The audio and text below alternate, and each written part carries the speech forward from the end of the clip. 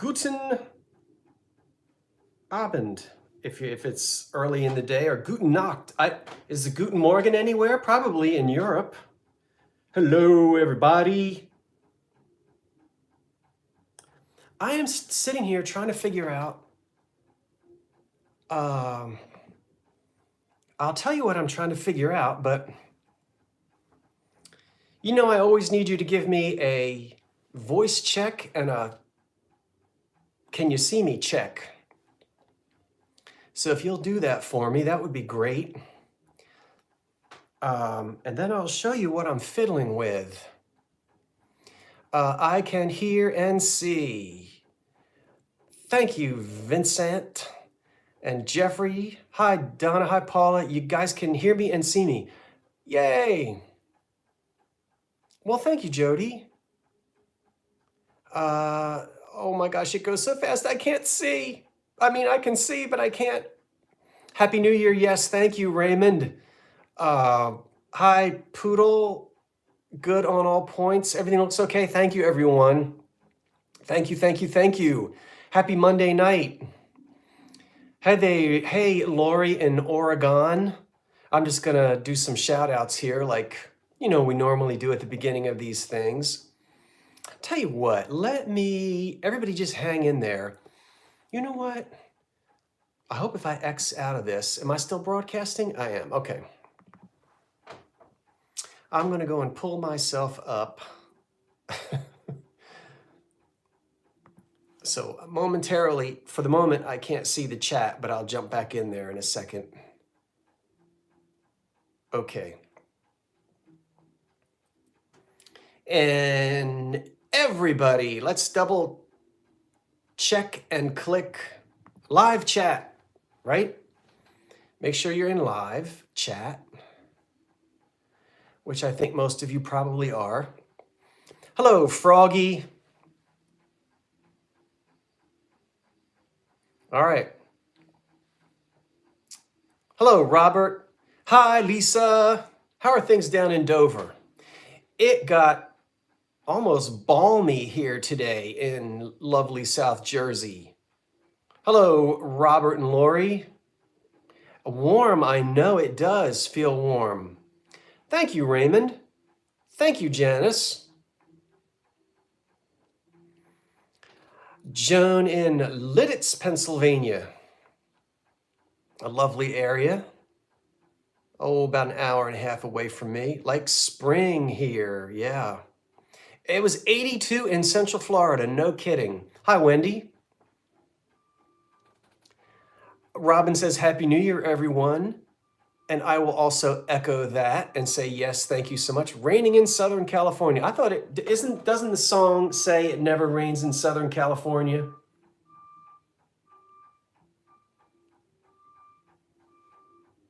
You guys hear that beeping? There's something going on outside.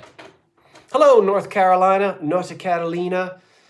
Oh, Rochester, it got warm here. I hope it's melting the snow up there. I don't think you're going to see green grass until June. Bless your hearts. 81 in Texas, no kidding. Is it really? In Buffalo? Hello, Barbara. Happy New Year in California. The oil truck, it probably is, Raymond, because, it's funny that you say that. This house and the house I grew up in, when I was a little boy, we had the big old oil tank. How many of you still have oil heat? Well, anyway, this house had a big old oil tank in the basement. In fact, the little holes in the masonry are still there for the oil truck to come in and fill the tank. The tank is gone because the oil heat stuff was pulled out sometime in the 1960s, and it's now gas. But these houses on this street were all oil, and some folks still have oil heat. And if you fill up your oil, well, we did this last week, right? Talking about how the price of fuel went up. Yeah, some tanks were outside. The one here at this house was in the basement. But we're killing a few moments here while we give folks a chance to clean up the evening dinner plates. Now look, let me give you some sneak peeks for those of you who are already here. That's coming up a little bit. Wait a minute. That's coming up. I don't know how to do this right. That's coming up a little bit later on. You didn't know that. Not everything was in today's video. We have a nice candy jar coming up. You didn't know about that. What else didn't you know about? Oh, I've got a lot of stuff here you didn't know about. I don't tell you everything in advance. You know, there has to be some mystery to it. And let's see, you didn't know about this either.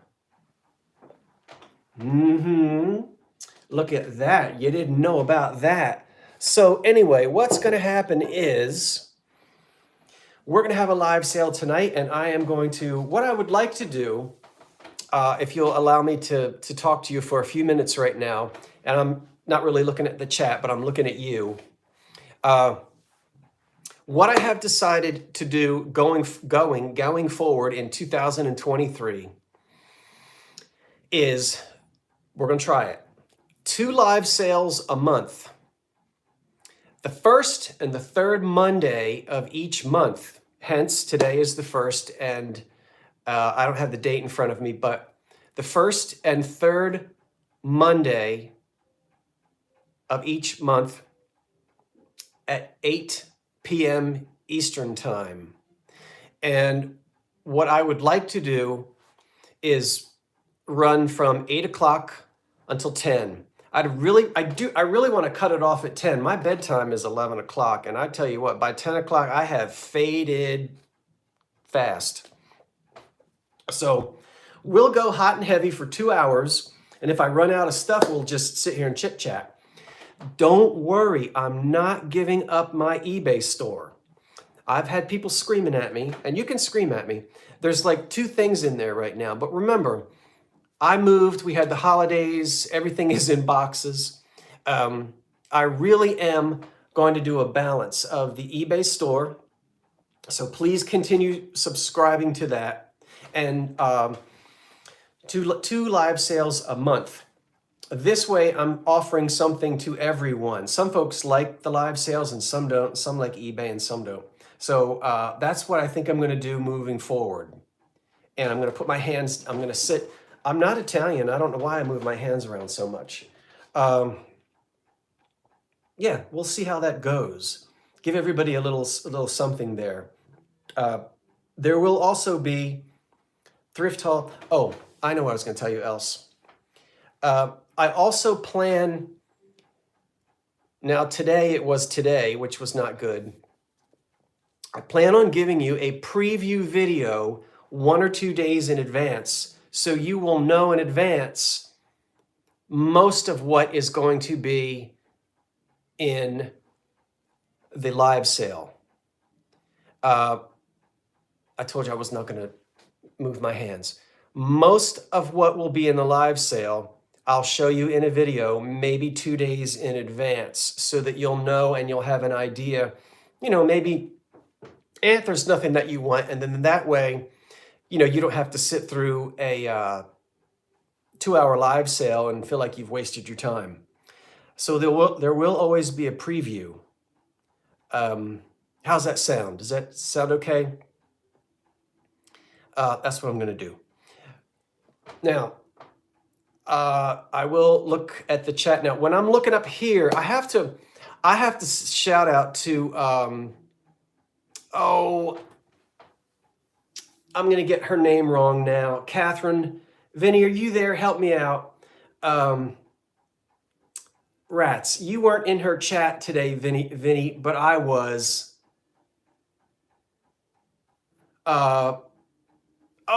Catherine, what is her name? She has a YouTube channel. Catherine Young. I think it is Catherine Young.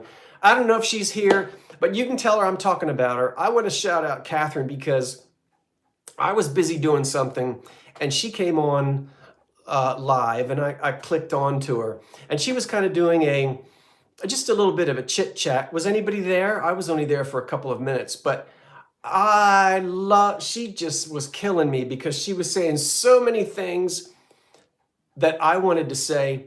And she really inspired me to say a couple of things prior to this live sale that I think will help the live sale be more enjoyable for you and me, right? Because we're really here tonight to buy and sell and have a good time.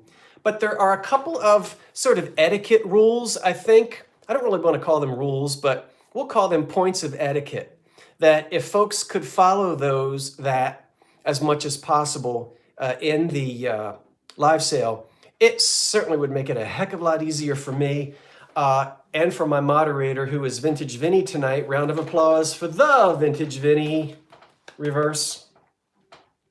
And it will also make it easier for those who are buying and selling here tonight.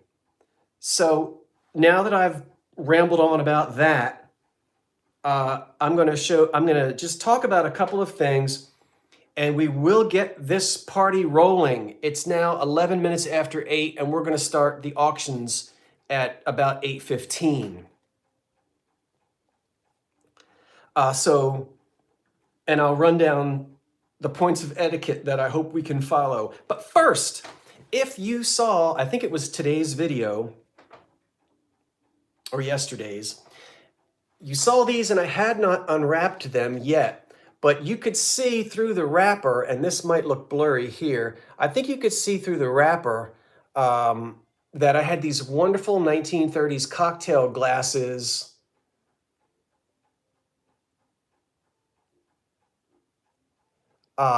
And I know it's hard for you to see the etch on there, but there are flowers and birds.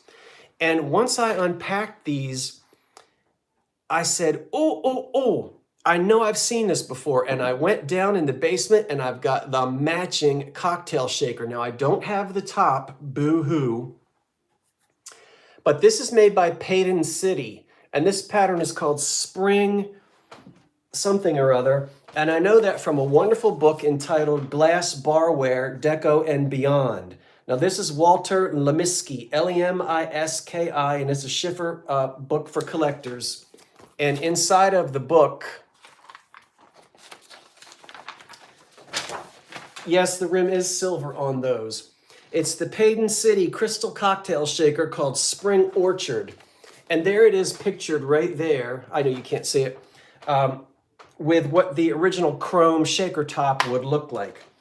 Now, yeah, you can find shaker tops out there. I don't know if I'll actually find the Payton City shaker top for this, but when I sell the shaker, I'll be selling the little cocktail glasses that match it. I'll be selling those together.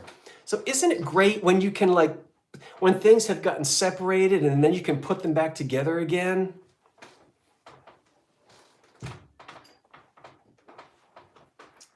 I think so. Also, we've got a couple more minutes before the auction starts. We'll start at 8:15. Hello, everyone who's just arriving. I'm going to be heading out to see the Vintage Vinny in a couple of weeks. And he already knows this, but I'm putting together a little surprise pack. Well, I guess it won't be a surprise. I'm getting ready to show you. A surprise package for him since he's been helping me out so much. And Vinny likes pin-up and 1940s things. Here's an old photograph I'll let you see. Now, I don't know who she is and I don't know what she's doing on that yacht, but she's got herself a hold of the captain's hat. So apparently, you know, hidey-ho on the high seas. But this is looking very 40s.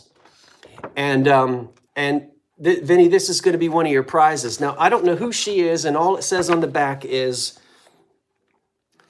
return if possible. Return if possible. And then it says Hofstra Chronicle. I didn't Google that. Somebody is probably going to Google it now. Hofstra Chronicle. Don't know if that's a newspaper or whatnot, but Vinny, this will be yours to frame. sepia tone. It must have come from a newspaper or a well, I don't know what it came from. But and then I have two little matchbook covers. Now these are old and originals. And these are a little risque. I know it gets blurry if I hold it. So there's one Vinny gets. You can see what it says on there.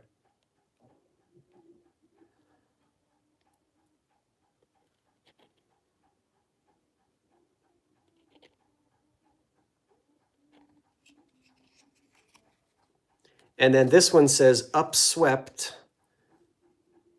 is her skirt, and there's a little poodle. Is that a poodle down there? Or a Scotty? I don't know, but he can see that. So again, a little risque. And these are going to be for you, Vinny. We'll put these, and anything else I can find that I think Vinny would like, pass those on to him as well. Okay. Now, it is 8:15, and let's get the ball rolling. We've got 341 folks here. Thank you for joining me on the Monday, first Monday of the month. Let's talk quickly about a little bit of housekeeping. Now, bear with me. Some of you have been involved in live sales for 4 years, and some of you are brand new here tonight. You've never participated in one. If you will, I'm going to hold up the item. I'm going to describe it. The first 5 items are going to be buy it now. Buy it now. I'm going to give you a price and a number. And the first person who types in the number wins the item. Everything after that is an offer up.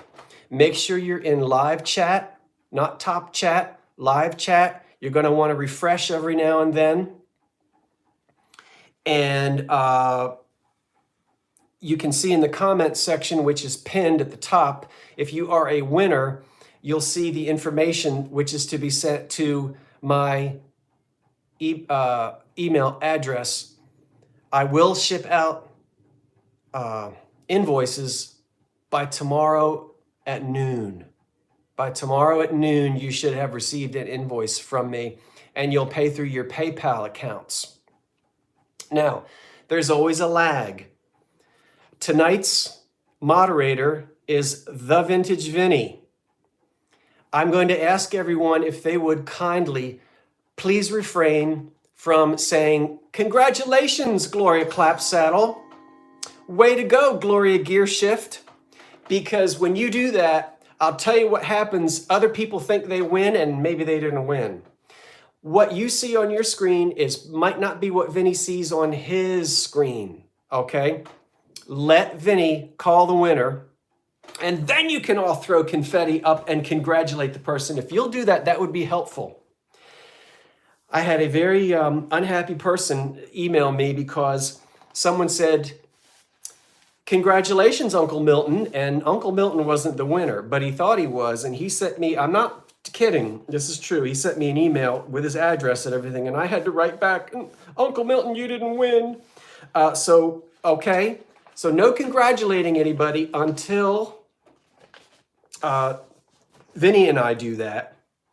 And then the other thing that would be helpful is if it would be so helpful to me if folks would refrain from pointing. Now, I don't mean like this, because I might point at you. But it would be helpful if you wouldn't point in the chat. One of the things I want you to understand is I'm trying to engage with you by looking at you and talking about the items, and I can't read the chat at the same time. The chat is about is in a rectangle, and it's about as big as a Tic Tac box, and it's tiny. So even on my laptop, which if I look down, it's very tiny, and it goes by fast. So if you trying to get me to see a comment and everybody's pointing, that just makes the chat move even faster. Okay, so I don't want you to think we're not going to have fun, but just those little things really help. Another thing that helps is when we're counting down the number and people are bidding, if you would be kind enough to hold your comments and kind of hold back, that way Vinny can accurately see who the winner is. So all of those things are not to make it difficult, but it just helps all of us together. Is that okay? Are we all right with that? You guys are going to be like, my gosh, I didn't know do we have to sign a certificate saying if what is it? If you've been to one of those haunted houses, they make you sign a waiver in case you have a heart attack in the haunted house. Okay, if everybody can kind of, all right, Donna says, okay, thank you guys. Thank you so much. You are so nice. I'm seeing you're giving me the thumbs up and saying, okay, that sounds okay. Thank you so much, everybody. I want you to have a good time now.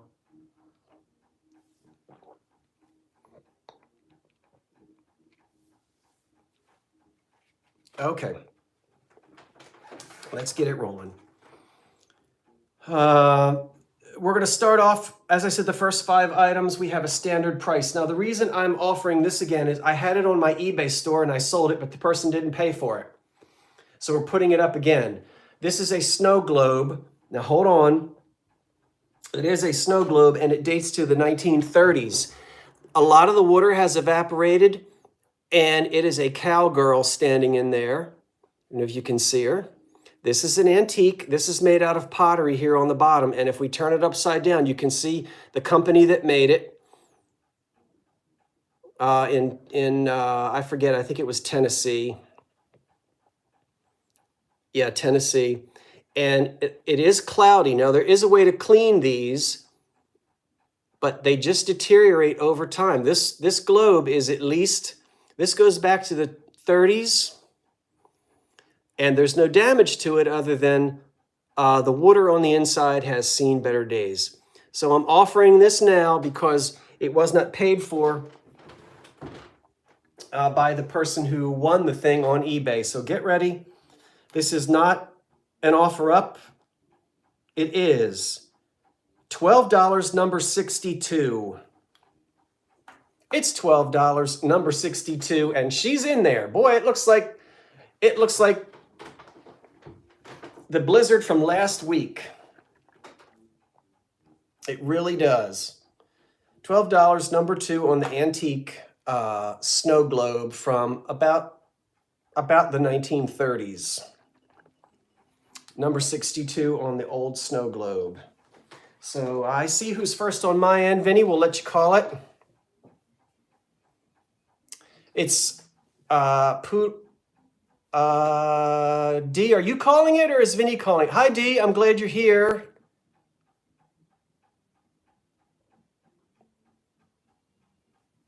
Is D calling the shots or is Vinny calling them?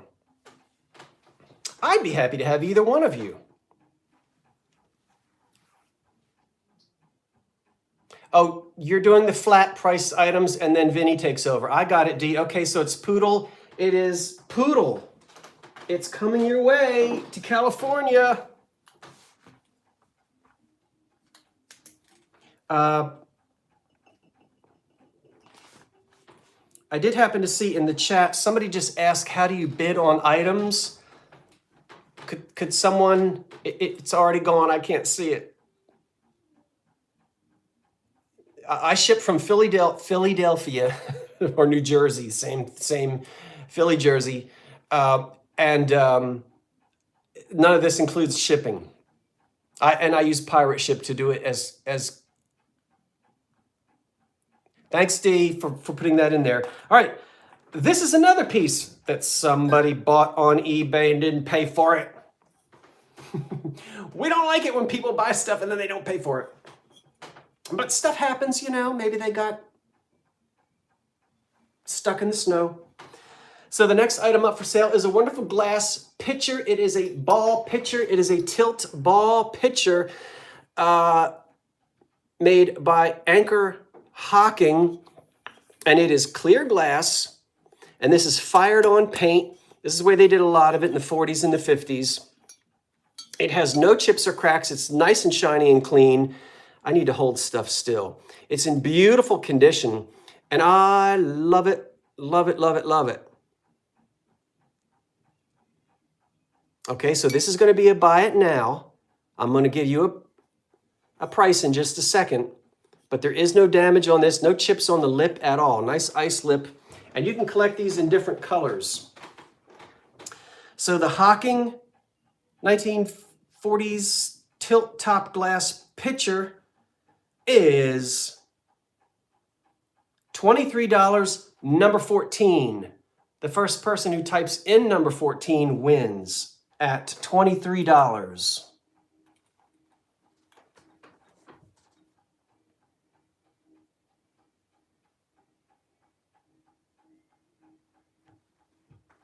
And it's going to be ready for lemonade. Word Smith. Okay. Ooh. Dropping my papers. Drop it like it's hot. Word Smith. Thank you, Word Smith. I appreciate that. WORDSMITH. TH, Wordsmith. Is that it? How heavy is it? I don't know. I'd say about maybe 2 pounds, 2.5 pounds. It's not terribly heavy. All right, now I've got we're going to stick to the 1930s. Pink You Stink. It's a mixing bowl. It is ribbed, and this is a nesting bowl, and this is a little one. And Hocking made these, Federal made these, Hazel Atlas made these, and it is a 7-inch. It is a 7-inch pink ribbed mixing bowl, and it comes to you from Granny's Kitchen, circa 1930-ish. It has no chips on it and just a few little light scratches where she was whipping up her ginger snaps. This lovely pink mixing bowl is $15 and it's number 6. Does anybody need this as a replacement mixing bowl? $15. Number 6. And you know, these little ones usually get broken in my experience. They used them for a lot. They did a lot with these little ones. Great for beating eggs. Okay, thank you, Attic Fair. Attic Fair.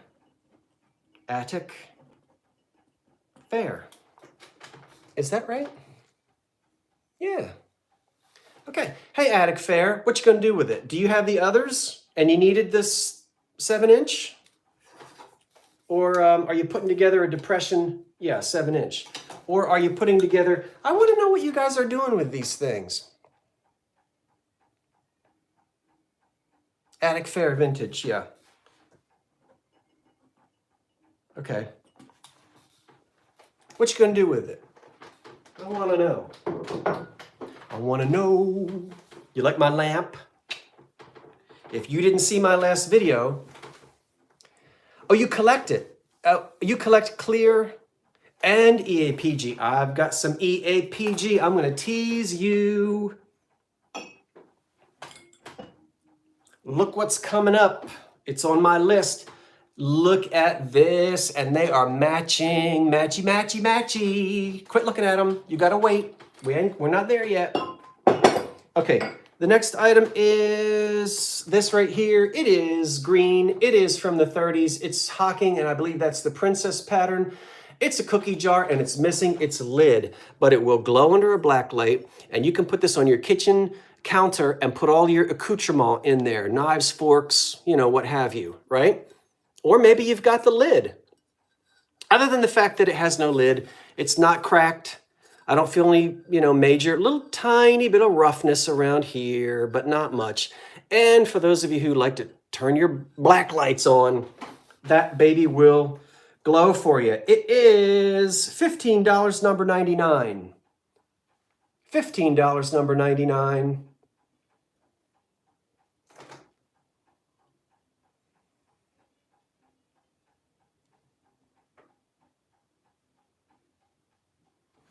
Woo, woo, woo, woo, woo. Lori Perry, Lori Perry. Okay, thank you. Thank you, Lori Perry. And we gave Vinny a round of applause. Round of applause to Dee as well. And Dee, I got some stuff for you. You know I do. I have a goodie bag for you. Okay, let's do this. This is the last. Gosh, I don't know. Let me regroup here for a second. This is a little salt and pepper shaker in lusterware made in Japan, and this goes back to the 1930s, between the two world wars. And it's just cute. This is just, that's a manufacturing flaw, not like chips or anything. That's a little manufacturing flaw there where the enamel with the luster didn't quite. So there they are, just as cute as they can be. And we have the corks in the bottom. The corks are sometimes, not very good. Thank you for complimenting my lamp. I saw that. So this tiny cute little thing, salt and pepper shaker here, with no chips or cracks. They made in Japan. If anybody wants it, it's $12, number 3.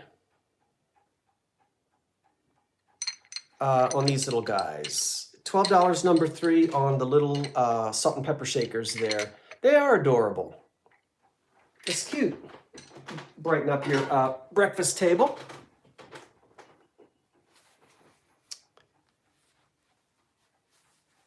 I haven't wired it yet. I stuck a lampshade on there, but thank you. I'm gonna Mary Lee Haigman.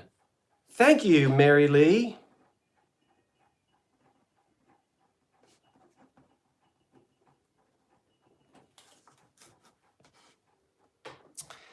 I paid, what did I pay? $6 for this brass floor lamp at Goodwill. It dates to about 1930. And I need to rewire it. It's in today's video. All right, let's keep going. How are we doing here? All right, I can slow down a little bit. Let me have a sip. How's it going? Are we doing okay? I need to compliment you guys. I do, because you're doing a great job. Thank you so much. I appreciate it when you hold off on the chat when the people are bidding. You're doing so good. Thank you, everyone. No, I'm serious. I really am serious about that. What's your snack? Extra credit.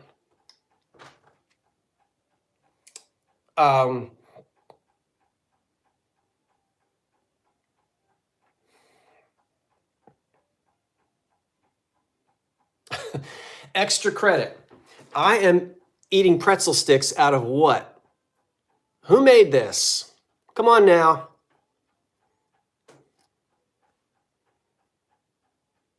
Who made it? Extra credit.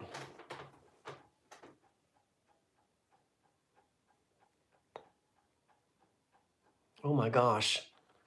I think Jeffrey is the first one I see. Yeah, I think Jeffrey came in first. Now let me try to show it to you without dumping my pretzels all over the place. This may be a mistake. Can you see Fire King oven glass? You see that? I don't think I'm getting you to be able to see it, but that's what it is. It's in their custard color. And I like this custard. This goes really well with the jadeite. All right, let's get back to it. We're done with the set prices, and we're now doing offer ups. I'm going to show it to you, tell you about it, and I'm going to count it down from 10 to 0. Remember, if you are lagging, please don't wait until I get to number 2 to put in your bid, because you're going to miss out. So if you really want it, and I'm not doing this to trick you to try to get you to, but get your bids in early, because we can't do anything about the lags. Here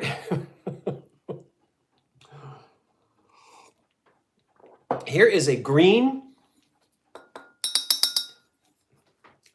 pottery, or china rather, pitcher, and this is Shenango. Shenango.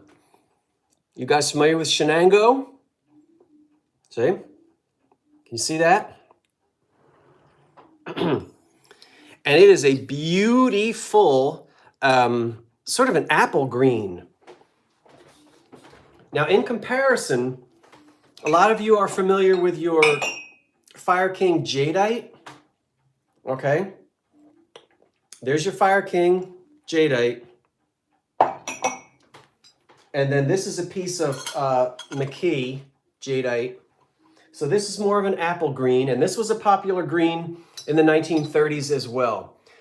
The glaze is immaculate. There's no crazing on it. I guess I should, I'm sorry, I'm doing this wrong. Okay, we're starting at $19. I know, I need to, you're probably telling me what's the price. I need to remember to do that. Because that way you can bid while I'm talking. We're starting at 19, I'll get it. Thank you, Vinny. Now Vinny's taken over. Thank you, Dee. Newcastle, PA. Your dad was born there, Jody? I think Shenango is still there, right? Now, the way this works is we're starting at $19, and while I'm running my lips, you can put your bids in, and in a moment, I'll count it down. It's super clean on the inside. That's got to hold 16 ounces, and it's probably weighs 3 pounds. It's just a beautiful china pitcher on which I can find absolutely no damage at all. And so it looks to me at the moment, we've got maybe Bonita Taylor at 25.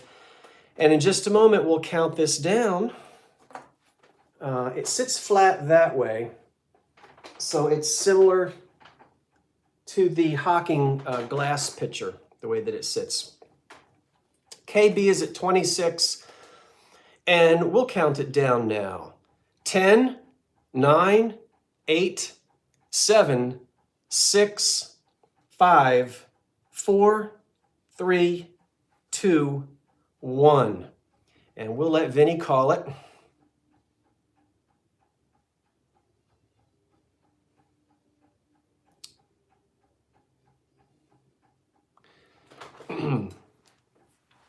I've got my eyes out here to see what Vinny tells me. Thank you, everybody. This should make it a lot easier for Vinny to check the numbers. Sold to Mama T-Bird for 27. Thank you, Vinny.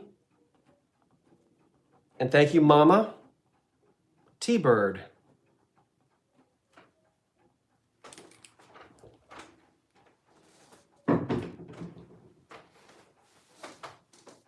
Now you can all say congratulations, Mama T-Bird. You did it. I am so happy.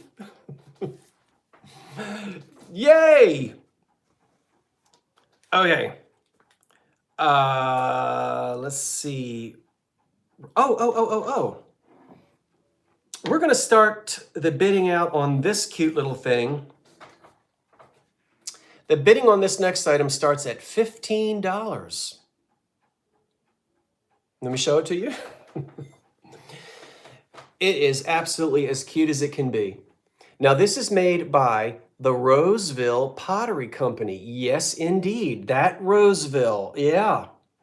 And it's old. It goes back to the tail end of the arts and crafts era. So we're in the 1912, 1915, 1917. This is really before and during the First World War. It's a baby dish. And it is absolutely adorable with these little chicks running all around in a circle. It is unmarked on the back, but these early pieces had no marking on the back. Later on, I think they were marked with an R and a V for Roseville. I might have that wrong. I know they were marked. And the ones with a wider rim had baby's plate printed on it. And it's got this rim here on it so the baby can eat and play in the food and not throw it all over the table and whatnot. So it's the child's pottery line, and you could get ducks and goats and, what else came on there? Little girls with bonnets on their heads. There are no chips on it. There's some very, very fine crazing of the glaze. Not bad at all. And pretty strong here, colors on the bottom. Hi, Curtis. Good to have you. Hi, Lemmy Lemon. Yeah, I know. I thought about keeping this and maybe letting the cat, if I get another cat, when I get another cat. But we'll go ahead and let this go. There are no cracks or chips on the little Roseville baby dish. And if you're curious to know, it is about 7.5 inches across. And so I'm not sure where we are at the moment. I'm going to look here.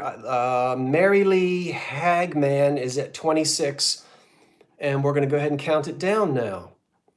10, 9, 8, 7, 6, 5, 4, 3, 2, 1. Sold.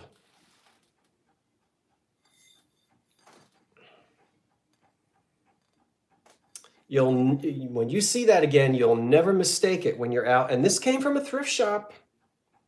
I was out thrifting. Vinny, I like your little firecrackers.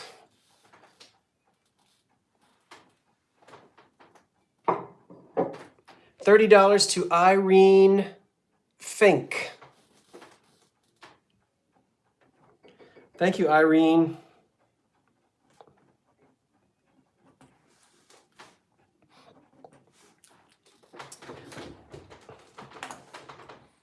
Now, let's see if we can name some of the funny names that the Depression era glass companies had for milk glass. McKee had a funny name. Hocking did.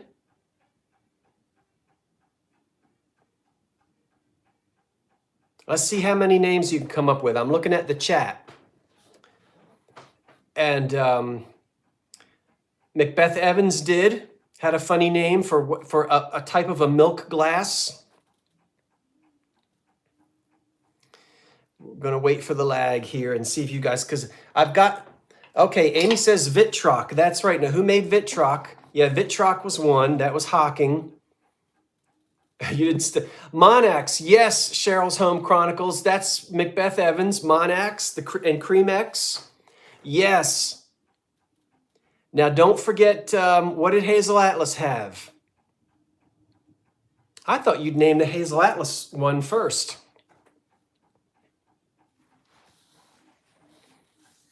I've got some Monax out in the other room. Well, clam broth, I'm talking about a sort of a copyrighted name. Clam broth is a broad name. You guys, Platonite by Hazel Atlas. Anyway, we're going to look at some Vitrock now.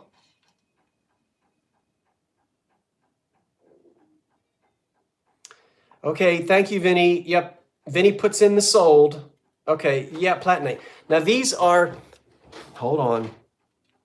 We're starting, these are Vitrock. We're starting at $22. The bidding starts at $22. And now let me show you what we've got. $22 and the bidding starts on 4. See, this is a type of a milk glass. And we've got all of the colors. So we've got the lovely pink. I didn't say it. We've got the lovely yellow. We've got the lovely blue and the jadeite green. Now remember, can you guys tell Patty how to get into the live chat? We're starting at $22 on these, and I'm trying to show these without dropping them. These originally came with a little lotus leaf, sort of a custard dish that sat in the middle. Now, I don't have those, but you can find them. They're out there. And these are really pretty. These are made of glass. And we're going to start the bidding at $22 for the set of 4 of them. And the thing you want to watch out with these is the color can, if they're not used correctly, it'll scratch off. So you'll find these a lot of times where they've been stacked and the paint scratches off. In fact, on the blue one, there's one little scratch right there. You see it? Or two little scratches. But it's glass. They're unmarked. And as I said, Anchor Hocking made these. And you can find those little custard cups that sit in there. But wouldn't these be great for luncheon plates at Easter time? Boy, you could get a lot of deviled eggs on them. And, you know, we're all taking our Christmas decorations down. And I don't want to get anybody getting depressed. You hear me now? During these dark days of winter. So we're going to have a little Easter sunshine early. The plates measure 8 inches. So you could have a nice little luncheon and you could collect more, and they're wonderful for Easter time. So, let me see, where are we? I think we're right around $30 or so. Everybody check your chat. Make sure you're in live chat, refresh, and we're gonna go ahead and count these little guys down. All right. You know my favorite is the green one. So once again, I would like to call out what the highest bid I see right now is 30, but you guys look at your chat, and we're going to go ahead and count these down. 10, 9, 8, 7, 6, 5, 4, 3, 2, 1.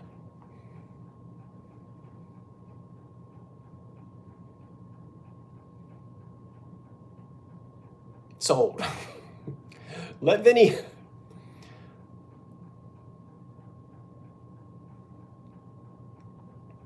I see people jumping in there at 35, but you might have jumped in too late. I don't know. We're going to let Vinny tell us. The Vintage Vinny is going to tell us. Sold to Regina Rainey for $30. Regina Rainey. Is it Regina? Yeah. Regina.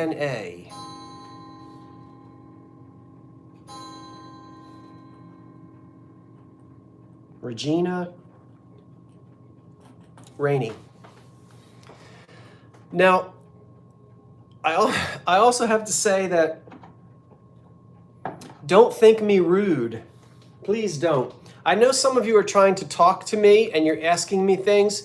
It's difficult for me during a live sale to be watching. The chat goes by. We've got close to 500 folks, and it zips on by. So I'm not ignoring you, but every once in a while I'll catch a question and I'll answer it. But if I just looked at the chat and didn't get on with the business, we'd be here till Halloween of next year. So I promise you I'm not ignoring you. I can't keep up with you. I do appreciate you asking questions. But let's keep it rolling here. And maybe at the end we'll have coffee time in the narthex or the fellowship hall. Speaking of the fellowship hall, let's have 4 mugs. These are going to start off at $19 as the opening bid. $19. We're looking to see if we have anyone out there who would like to bid $19, and it's an offer up. And we've got 4 Anchor Hocking D-handled mugs. We've got yellow and white and green and brown. Now you know that jadeite mug is worth the $19 all by itself. That's right. You're going to get all 4 of them. They have no chips or cracks and they're clean. I think I have had coffee out of all of these myself. So $19, and they all say on the bottom, Fire King oven glass. You see that? Now, the yellow is a flashed on paint. That's how they did that. The white is a solid glass. That's how they did that. The jadeite, of course, is a solid glass. Again, that's how they did that. And the brown is a fired on color. So the blue and the brown, The only one not marked is the brown one. This might be an imposter, so I hope so. This sometimes things did get out of the factory and they didn't get marked, but there were other companies that made these too, and they tried to imitate Fire King. And the handle on this one is not quite the D handle on this one. So I need to add a caveat to this and say that the one of these is probably not Fire King, but you can hardly tell that it's not. And here we go. Oh, I think I need to go and adjust something here in a moment. But good shape. All four of these mugs were at 30. The highest bid I see is by Darlene Henze at 35. Now I see Patty at 36.50, and we'll count it down. There are other colors that you can find in these, and they're a lot of fun to collect and use. And it's oven glass, so you can. What I love about these, you can pour boiling hot coffee in these, and they won't crack. Here we go. We're at $38, and we're counting them down. 10, 9, 8, 7, 6, 5, 4, 3, 2, 1. That's it. That's it. That's it. That's it. Who gets them? Now, sold, sold, sold. You guys are so great, because you're putting up with me, and I gave you all these rules at the beginning, and some of you came in and you didn't hear the rules. You're doing, I so appreciate it. Sold to Darlene Henze at 40. Yeah, that's about right. Darlene Henze. Darlene. Darlene Henze at 40. Okay. Pardon me. I will be right back. And I promise you, I'm only going to be gone for about 30 seconds. But while I'm gone, everybody ooh and ah over this. You guys talk about that for a minute. And I'm coming back. This is next. I'll show you the back. I know it's blurry. I'm going to tell you more about this in a minute. Thank you, Darlene.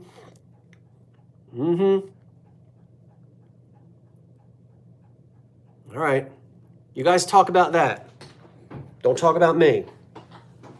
I'm coming right back. Give me a second. Okay. Okay. Woo. Told you. I'd be right back. All right.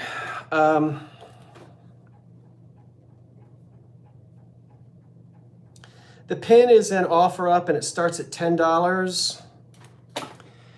Now, I am familiar with Weiss. I guess that's how you say it.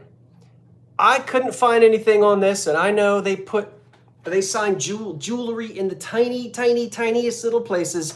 I can't find anything on here, but I don't have my magnifying glass. No stones are missing. It's costume jewelry. This is glass, I guess. You got a lot of you jewelry people already know from the back what it is, and I'm not good with that. So the clasp is this kind where I don't know, you girls know about this jewelry stuff. Well, the boys do too. I shouldn't say that. I don't know anything about it. But that's the kind of a clasp, and I know it's blurry. When I get up close on this camera, things get blurry, so, but it's, can anybody tell just by looking at the back of it who the maker is? As I said, I don't have my magnifying glass, and I can't really tell who the maker of this piece of costume jewelry is, but it's nice and clean. And is it from the 50s? I want you guys to edumacate me. Hold it up to my vest. Yeah, hold on. Let me get in there. Is that better? It's I don't know. There's my watch. That's how big. I mean, it's a big guy. Come on, you guys, tell me about this, because I don't know anything. It's bigger than my eyeball. See that? So I don't know anything about it. 50s or 60s? Costume jewelry made of glass? Well, we'll count the pin down. Did you think you'd see me selling jewelry? Woo! Yeah, you know what? I'm branching out in this new year. So let's count this bad boy down. It really is pretty. You got any questions before I count it down? I'm looking at the comments. I won't count it down until Mary says probably 50s or 60s. And everybody says it's beautiful. Love the spiral shape. Yeah. So if there are no questions about it, we'll go ahead and count it down. It's at 51. And yeah, I know. Here, I did shock you with the brooch. 10, 9, 8, 7. Look at sparkle. 6, 5, 4, 3, 2, 1. Sold.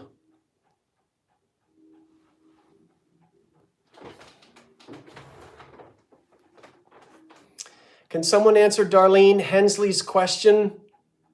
I do see that.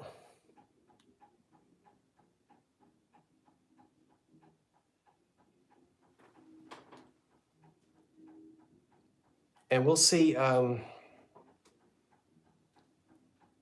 are the matching earrings. Sold to Sandra Garcia for $55.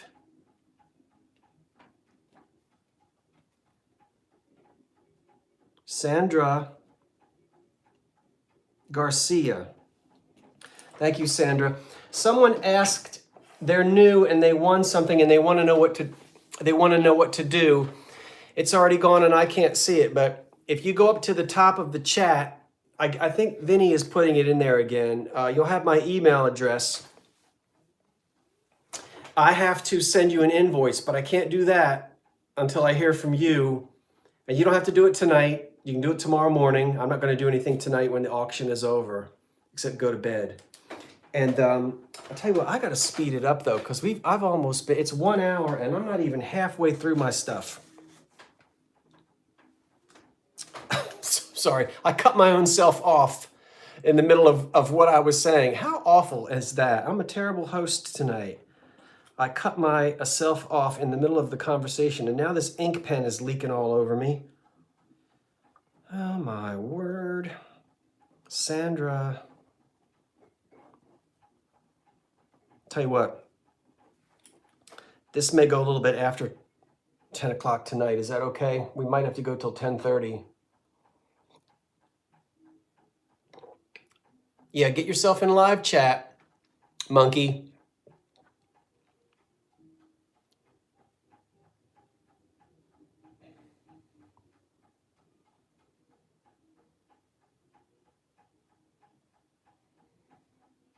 Oh, you collect brooches. You guys want me to find more, get more jewelry? I will. I will. This is an offer up. We're starting at $12. It is I would call it a trumpet vase. It's a beautiful pressed glass vase and it stands. It starts at $12 and it stands just over 9 inches tall. It's damage free. So when I feel it around the top, there's no damage on the top. It's nice and clean. I don't see water damage on it. And it has a nice pretty base like a snowflake. Sort of like what you'd call a trumpet vase. You've got a little spiral twisted optic here in the stem of the thing. Note the swirl. I don't even know how to describe it, but it's a really pretty vase. And it's solid from here down. So the stent, whatever you put in there, goes down to there, and then that's it. And it's just a really pretty one there. So I just have this one, and we're starting out at $12. It's chip and it's crack free. I see Florida Girl at 32 and Patty is at 35, and we're counting it down. 10, 9, 8, 7, 6, 5, 4, 3, 2, 1. Ooh. It is sold. This beautiful one. Excuse me. Lovely EAPG piece there. You know I love some EAPG. So we'll let the Vintage Vinny tell us who it is.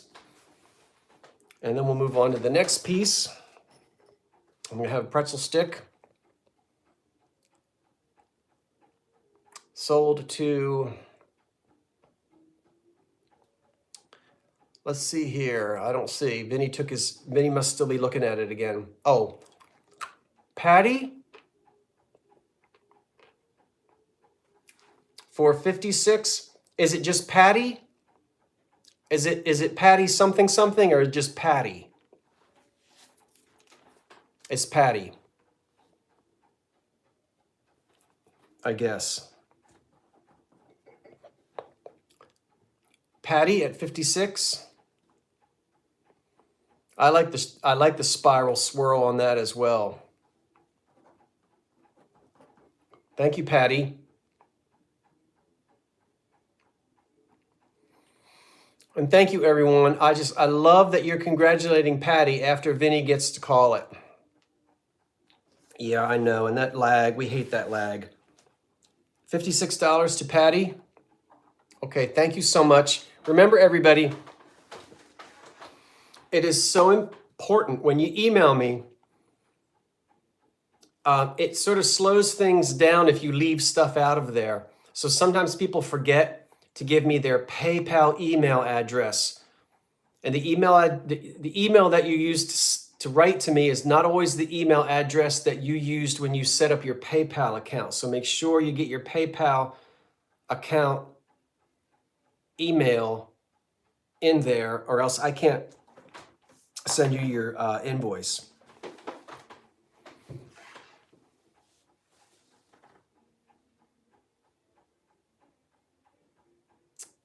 Patty, you won the vase, not the brooch. Woo, woo, woo, woo, woo, woo, woo. I'm going to have to let my moderators figure that one out. Thank you, Wordsmith.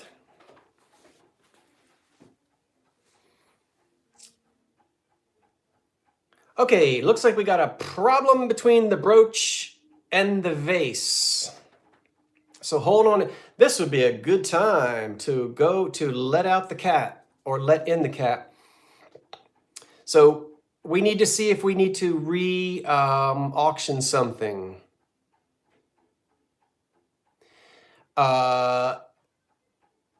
There's some confusion as to who won the... Here's what we're going to do. I'm calling the shots here. If everybody would just hold back, I need for Dee and Vinny and Patty to just have a conversation now. If everybody will pull back everybody. Hold it up, hold it up. Hold it up. Let Dee and Vinny figure it out.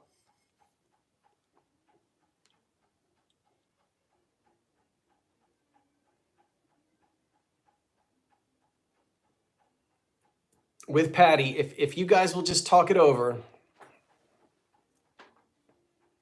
and we can straighten that out, because I've got Sandra Garcia, who won the pin, and I've got Patty, who won the trumpet vase. So I believe this is going to Sandra Garcia. Patty, if you were confused, no problem. If Patty does not want the trumpet vase,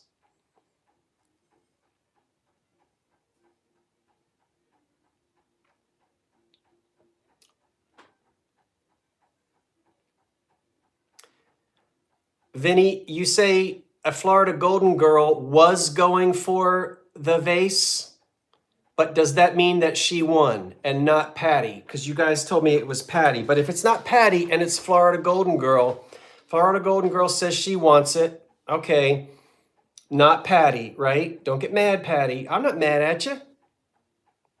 We don't get mad here. I got dust all over the place. Florida Golden Girl wants it. And what was, so not Patty, I'm right. Florida Golden Girl. All right. Patty thought she was going for the brooch. Okay, Patty, I'm sorry that you didn't get it.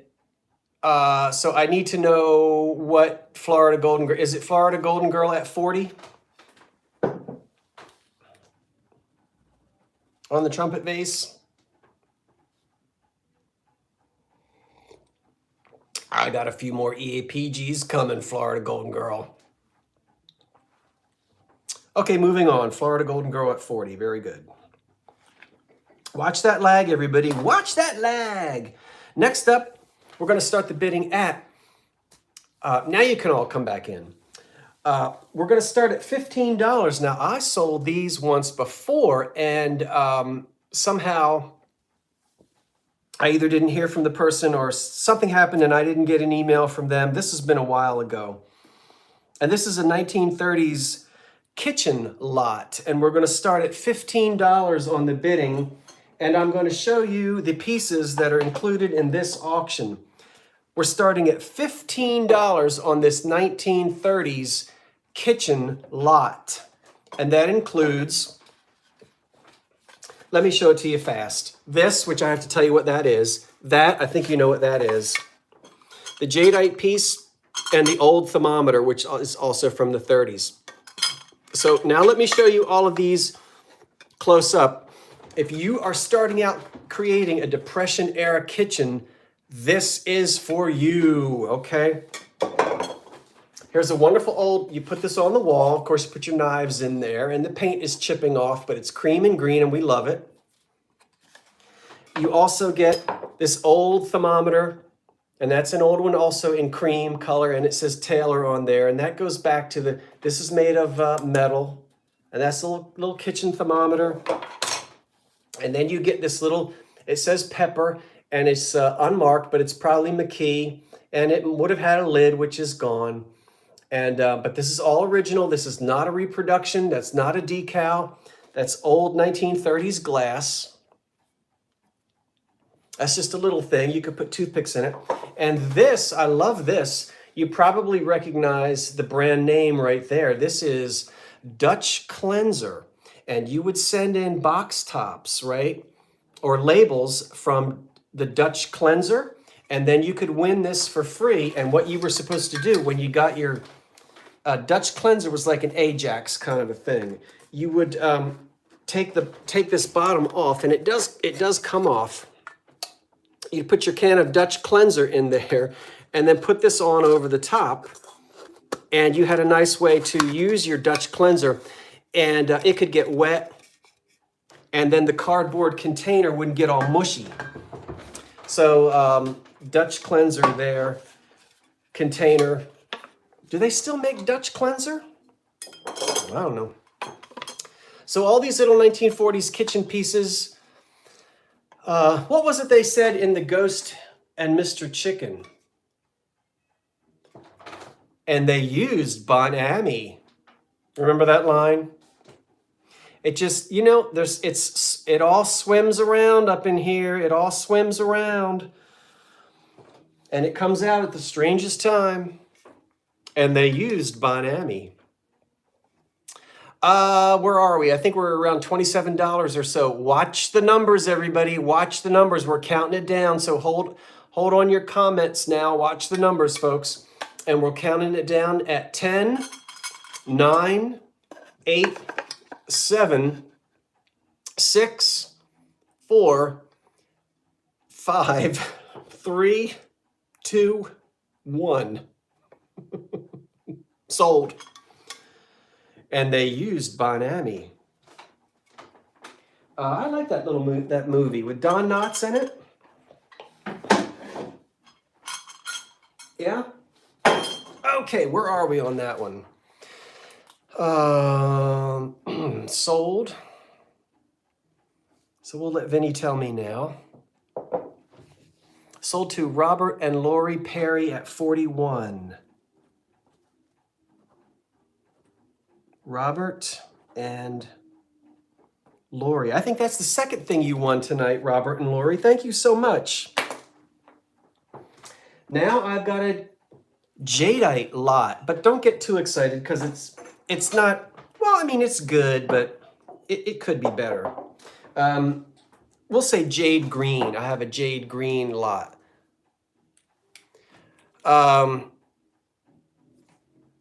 So we're going to start at $15. This is the jade green set lot. We've got 4 items. And we start at $15. 3 pieces are glass, 1 is pottery. This is 1 piece of glass, and it is fired on jadeite colored paint. This probably is something that was used in the bedroom. It has no lid, it has no mark on the bottom. You get another piece of jadeite glass that has the lid missing.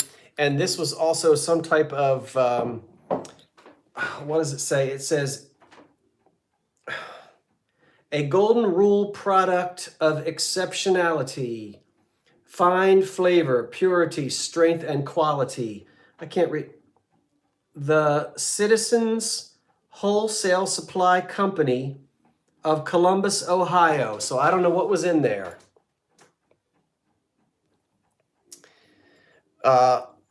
Some kind of who knows what. So this is part of the lot, and we're starting out at $15. And then this, I believe this piece, I think I might have seen this in my hawking book. This is just a little, also fired, it's clear glass, and it's got the fired on color paint. I think this might be a hawking piece. And then the only piece that's not glass is this pottery piece here. And it's a wonderful little cat made of pottery. And once again, most of the American pottery companies made these cute little animals like this. And so it could be from different companies. There are no chips or cracks on the kitty cat. And put whatever you want in there.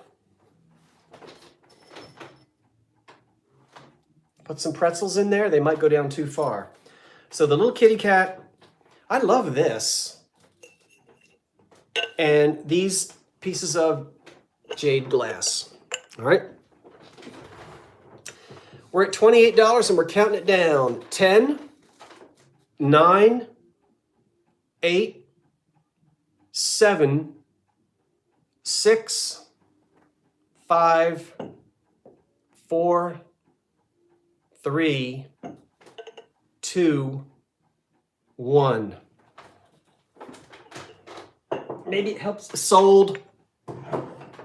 Maybe it helps if I count a little slower.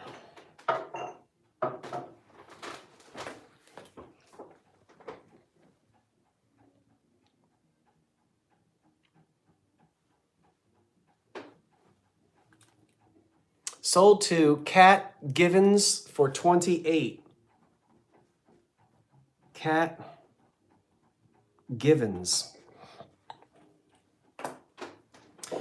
Thank you, Kat. Next up, I've got 3 creamers. No, that's wrong. We're starting at $15. I've got 3 pieces of depression glass. Let me show them to you first. You get all 3 of these pieces of depression glass, and we're starting at $15 on these. Now let's go through them. Yeah. This one here is Tea Room. It's green. It will glow under a black light. Tea Room is highly sought after as a deco pattern. And made by Indiana Glass Company, and it has no chips on it. Notoriously, this stuff is chipped up. But there's the sugar bowl. I don't have a creamer, but we've got no cracks on this wonderful Art Deco tea room creamer, sugar bowl here made by, didn't Indiana make tea room?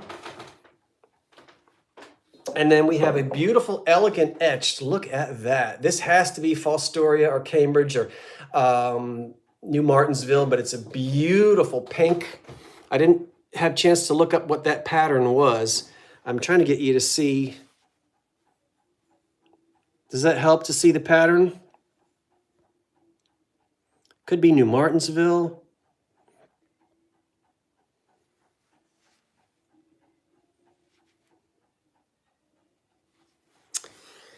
And then that was a creamer. And then here's another creamer also from the 30s, and it has a nice etched flower on it and a black base.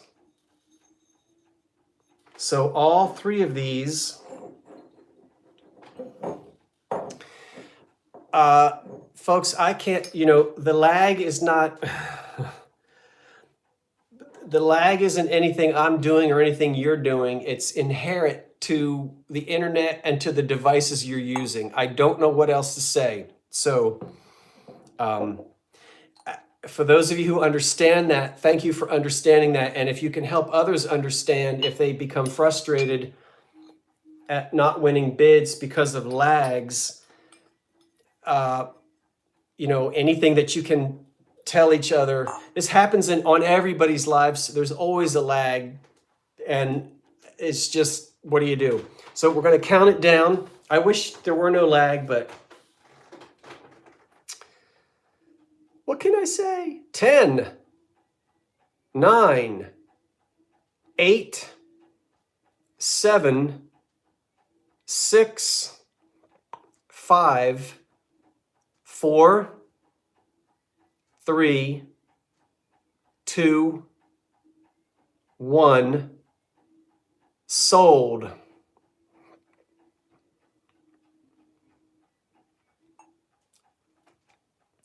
Really pretty depression glass. Yeah, it is something that can't be helped. D, you and Vinny both do live sales, and there are others in here as well. What advice do you have for folks who are frustrated? Really nothing you can do about it unless there's something that you know that I don't know. Thank you, Karen. Does anybody have a sold to Beverly at 52? Beverly Dreher at 52? Okay. Ooh. 52. Beverly Dreher. All right, turn the paper over. I love these. And this is a great way to start just a random depression glass collection.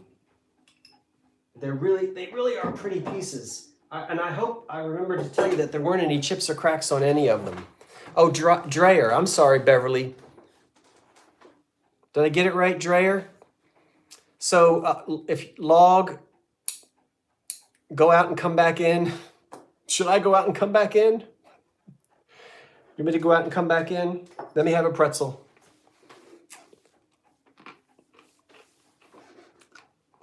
Are you guys snacking?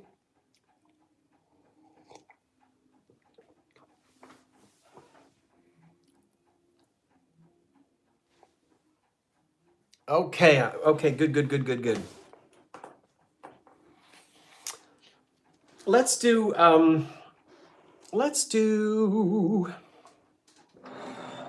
the cranberry lot. And we're going to start off at $15. It's an offer up, and it's $15 for both pieces of beautiful cranberry glass. There is no damage and there is no repairs. There are no repairs on either one of these. Subject verb agreement. This one stands about 9 inches tall. And this little dude, about 5 inches. They're unmarked on the bottom. So we got all these possibilities when it comes to cranberry. They're not marked. Applied handle there. I love this one. This one is puffy and sort of quilted with a ruffled top on there, and it's crimped. And its handle is also applied. The pontil is polished on both of them. So those of you who know about your polished pontil bottoms, I had to be careful saying that, might help you figure that out. So we'll count this down. I don't think we have any bids on it. Let's see, we're starting out at $15. Oh, I do see Wendy at 30. I'm sorry, I do see that.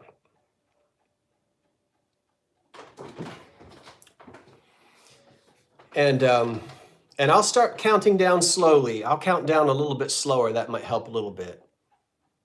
We'll count down. Okay, so we're going to go ahead and count these down. Right now, it looks like we're at around $36, but watch your chat.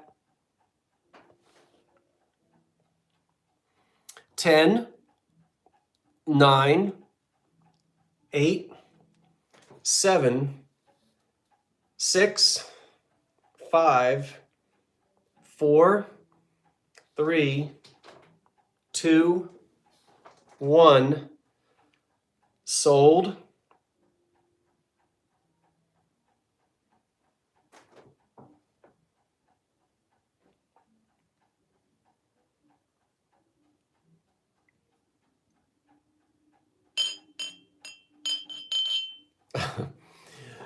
D with her big curlers.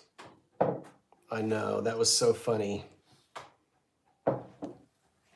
Amelia Hoochkins at 40. Thank you, Amelia.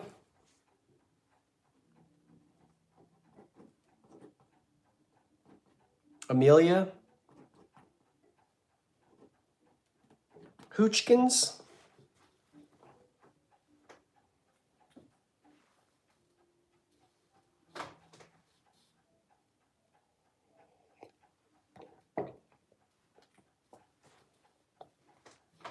Yeah? All right, now, come on now. Remember, email me tonight or tomorrow so I can get your invoices to you. Let's see. We're going to start this one off at $15, and it stands 11 inches tall.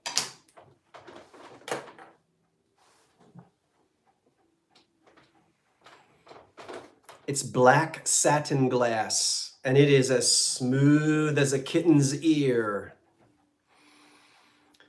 Now, a lot of companies made black satin glass, and there's a lot of there's several companies that it could be. That wasn't correct grammar.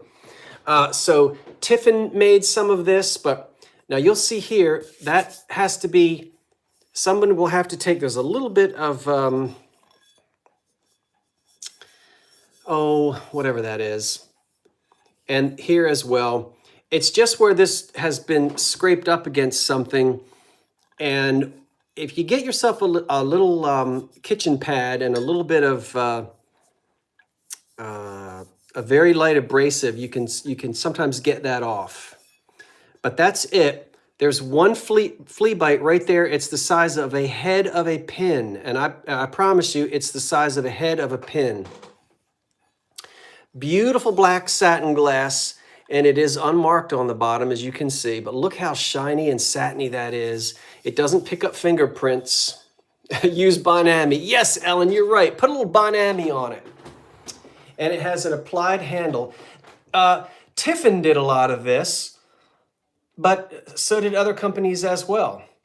Wonderful for Halloween. Put dead leaves in there, you know. But also very classy as well. Satin glass basket. And this thing is nice and heavy. The glass is very thick to it, as you can see. And there are no chips or cracks. Well, there's that little flea bite that I showed you, which is the size of a head of a pin. And that's it.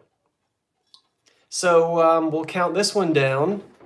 If I see if there was an opening bid, we started at $15. And we'll just wait and see if we have any bids on that. It would hold a lot of candy corn. Justine is at 22 on the satin glass basket. I couldn't wait until next autumn to try to sell it to you. Is the lighting bright enough for you to see? So we're going to count it down. It's at $22 now, and here we go. 10, 9, 8, 7, 6, 5, 4, 3, 2, 1. Sold. And it is so satiny. Who gets it? Sold. I did say sold. I love this thing. Oh, what am I doing? Oh my goodness, it's 9:30. I think we might be going till 10:30 tonight, and I really wanted to be done by 10. Sold to Cheryl's Home Chronicles for $30.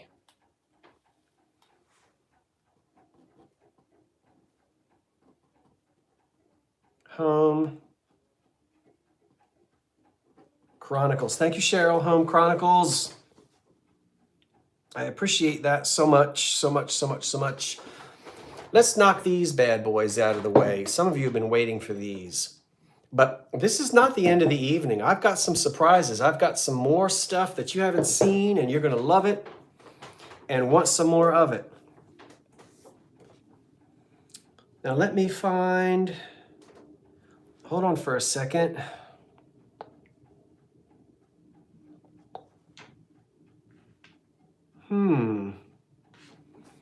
I did not write these down. Hold on, folks. I'm coming right back.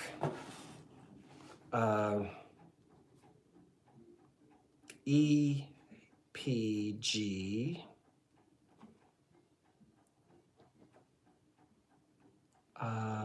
Okay, we'll do these. I have a pair of EAPG vases for you, and they stand 9.5 inches tall. Before I pull them up, I'll tell you that there's no damage on either one in terms of chips or cracks. And it's a matching pair of EAPG vases. And boy, are they a showstopper. We're going to start the bidding at $30 for the pair. We're going to start at $30 on the pair. Let me get them to where you can see that they are indeed a matching set or pair. Take a look at the insides. I think I told you they're about 9.5 inches tall. Look at the bases. I guess I should just maybe do it with one. So I feel no chips here. And I feel nothing here when I do this. And now I'm going to hold it still and let you see the stem.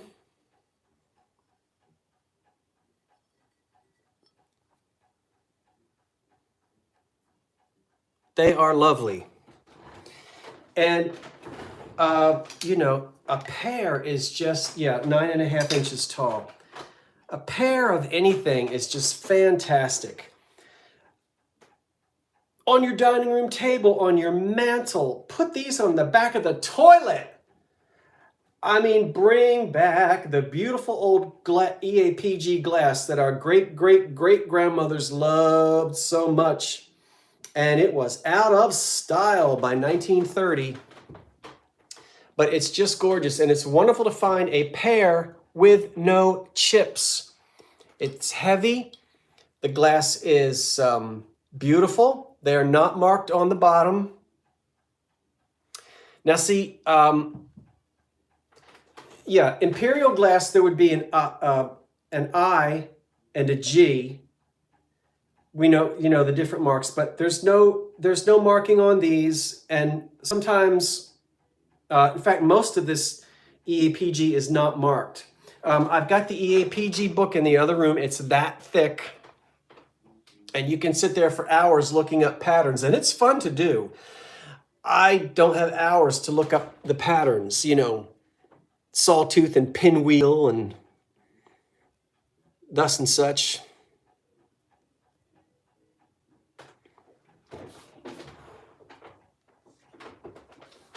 I don't know the maker. United States Glass, McKee, the U.S. Glass Company, the conglomerate. You know, there were 18, weren't there 18 glass companies that were a part of U.S. Glass? So it's good quality. It's pressed glass. This is not cut. So it's not cut glass. It's pressed, but it's just really good quality and really pretty glass. These two vases. I was excited when I found a pair of these. You can see they really have a great shine to them and a nice look. So we'll count these down. Yeah, I don't know. I know a lot of you do know your patterns and you do a lot of collecting. EAPG stands for Early American Pressed Glass, or you'll hear people say Early American Pattern Glass. And I think that's pretty much interchangeable. And early America doesn't mean 1710. It's glass that was made from the 1850s up to about 1925. Am I right? You guys correct me if I'm wrong, and I probably am. Just going off my memory, because I'm not a collector of EAPG, but I like it a lot. And I when I can find it in good condition, I'll pick it up. Yeah, so we'll go ahead and count these two wonderful vases down. And it's a great thing to collect. There's a lot of it out there, but a lot of it is damaged. We'll go ahead here and count this down. So we'll go, here comes the countdown. Don't get your bids in. Don't lose. 10, 9, 8, 7, 6, 5, 4, 3, 2, 1. Who gets it? Beautiful. I love matching anything. Oh, I forgot to say sold. Vinny's gonna get mad at me and tell me off when I see him because I forgot to say sold. Sold to Margaret Howe at 126. Thank you, Margaret. Margaret, I got to tell you something. 126 M. Thank you very much, Margaret. And Margaret, I'm telling you, your Jell-O mold is here. And I'm tearing the house apart, but I promise you it's here. And you're getting a refund on that thing that UPS decided to play basketball with. I'm so mad.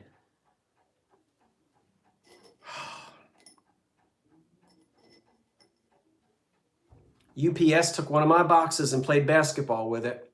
And poor Margaret, I can just see her tear-stained face when she opened up her box. And it was in pieces. But it happens. Margaret, thank you. And I have not forgotten you. You know that. Sometimes it takes me a minute. Do you hear me, Margaret? Yeah, I know. It's because I had two different labels for you. And it's making me mad because I know that Jell-O mold is here.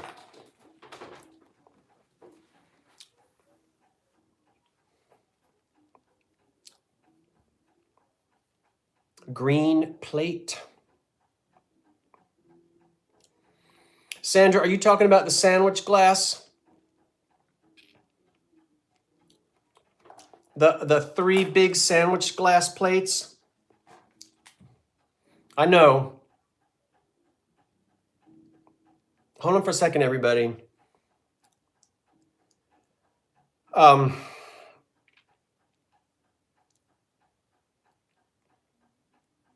Where are you? Thank you, Margaret.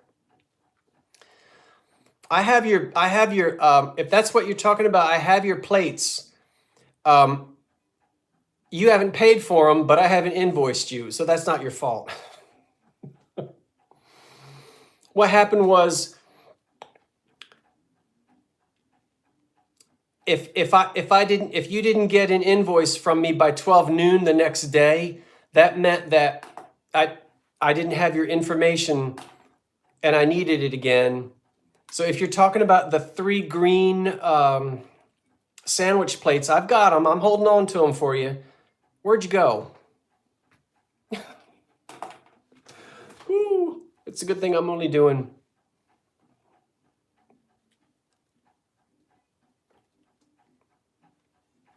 All right. Let's do, okay, let's do this. I know that I need to,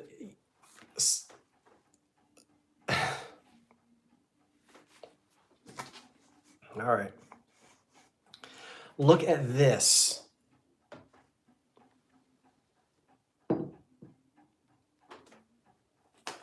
Green, I'll look at it. So you're not talking about the sandwich glass. Green plate.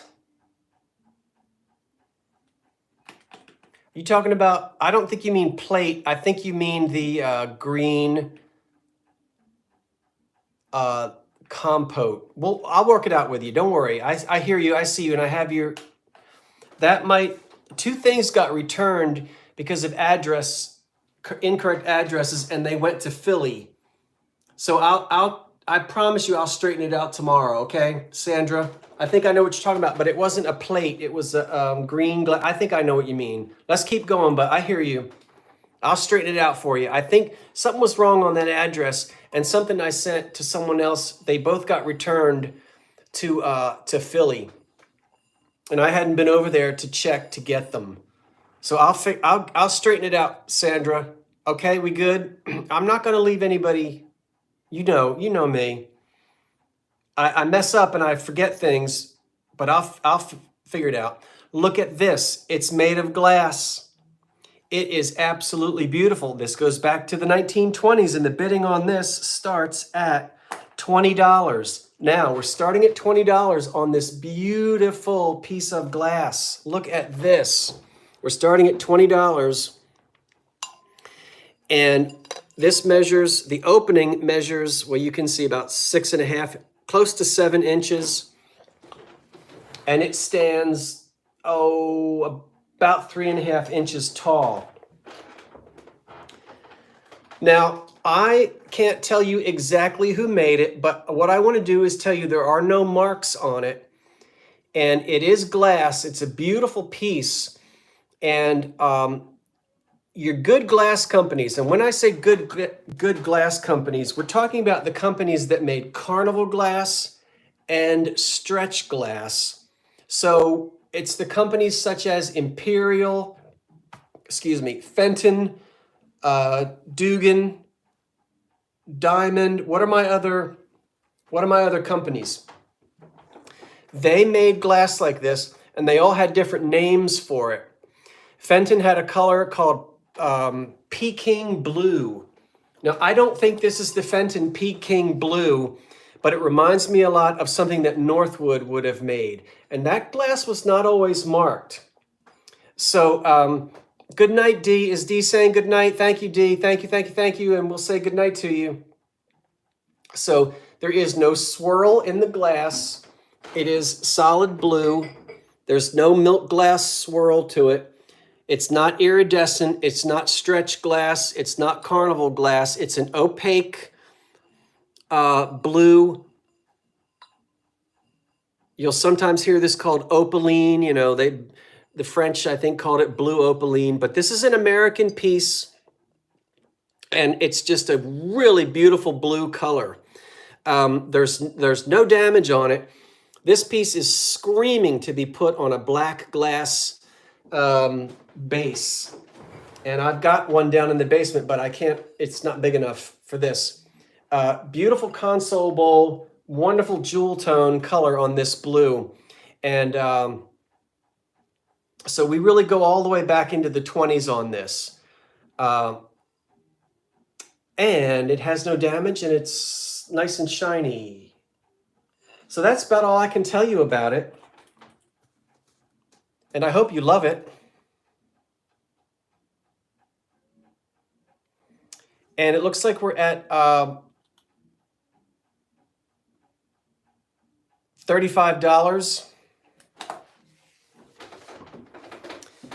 Cheryl's Home Chronicles is at 35, and we'll go ahead and count this thing down.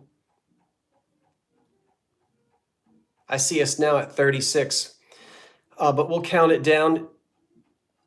Here I go. 10, 9, 8, 7, 6, 5, 4, 3, 2, 1, sold. Michelle says, what is the mark on the bottom? There is no mark on the bottom. There's no mark on the bottom. You just see, that's not a mark. It's just tape, smeared tape that I didn't get off. See that? No mark on it. It's unmarked. And it is sold. It's a really pretty piece. Sold to Victoria for $45. Okay, Victoria. Wonderful. Blue opal.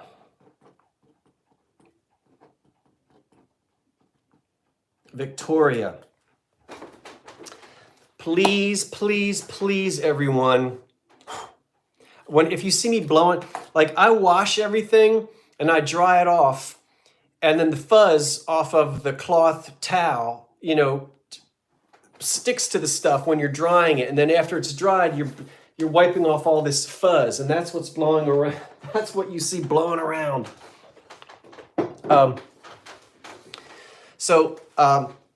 Please, I entreat you to, when you email me, get all of that stuff in there. It makes it so much easier for me when I'm sorting through the emails if all the information is in there. You know, and give me more information than you think I need. Your chat name can be different. I've had people write to me and say, hi, you know. Let's see, I've used all my, someone will write and say, you know, my name is, I don't know, Tizzy Lish, and I won thus and such. But their chat name was something different. And I wrote that down, and I'm like, well, who in the heck is Tizzy Lish? So I have to unravel it if you don't be specific. So do that for me. It really does make it easier when I'm trying to figure out who won what. Tizzy Lish was a character on a radio show. And it was a guy impersonating a woman, and it was a cooking. It was a cooking show. It's hilarious. Go look up Tizzy Lish. It really is funny. I forget whose radio show it was on. Do you guys, Tizzy Lish? Yeah.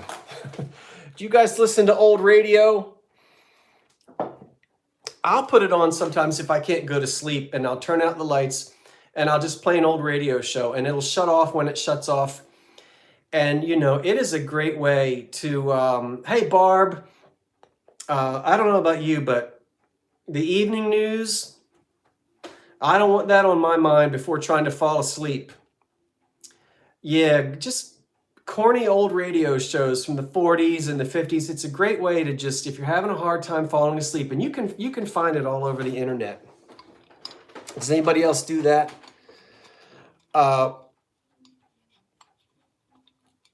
Yes, only the shadow knows. Now, I don't know if this is going to work tonight. There might not be anybody interested in a light fixture, and we may have to throw this on eBay, but we'll see. I'm going to start the bidding out at $35. This may not be up anybody's alley tonight, but we'll see. $35 we're going to start on this piece right here. We're starting at $35. It is a porcelain light fixture. You've seen these in homes in the 1930s and in the 1940s. We will turn it around and it's unmarked. It looks very much like the quality of the Porcelain company, but Porcelain is usually marked. I don't see the Porcelain mark on this, which doesn't mean it's not Porcelain. Sometimes it's hard to find it, but either way, it is a really pretty porcelain ceiling mount light fixture. So what you'll do is you've got all the mounting hardware on it, and it already has your modern wiring in here. So you're good to go with this, yeah? There are no chips or cracks on it, and this will go right up to your ceiling. It'd be beautiful in a bathroom or a bedroom. And you know, you just have the naked light bulbs hanging out. That's the way they did it in those days. So that's it. That's up on your ceiling. And once again, it has no chips or cracks, and it is about 11 inches in length with all of the mounting hardware. Okay, and the little finial there, which might have been porcelain. That might be replaced. A lot of times the finials were porcelain as well. So, but we'll go ahead and see if anyone is interested in that. And we're at $35 on the light fixture. And let's see here if we've got anybody.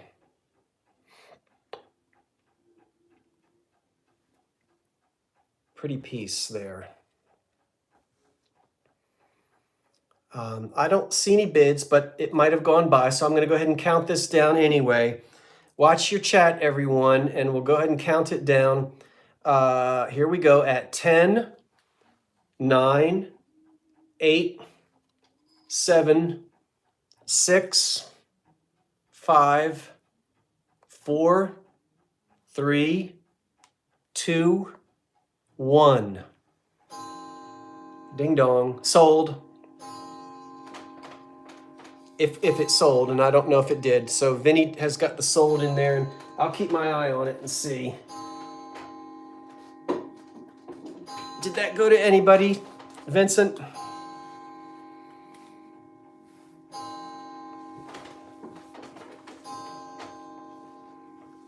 Sold to Margaret Howe at 36. You're going to get another big box, Margaret.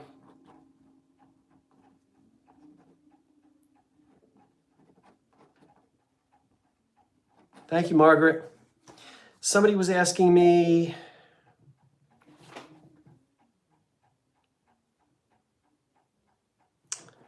we're starting at $12 on the Owens, Illinois shaker. $12. It has no damage. It has an original lid. This is from the 1930s, and it was used in Hoosier cabinets. You can put whatever label on there you want. We're starting at $12. Offer up on the Owens, Illinois shaker. It's got the waffle pattern on it, and it stands 4.5 inches tall. That's an original lid. It screws on tightly. Nice original lid. There it is. Got the Owens, Illinois mark on the bottom. They made these in all different sizes, and you could get these in the 1930s.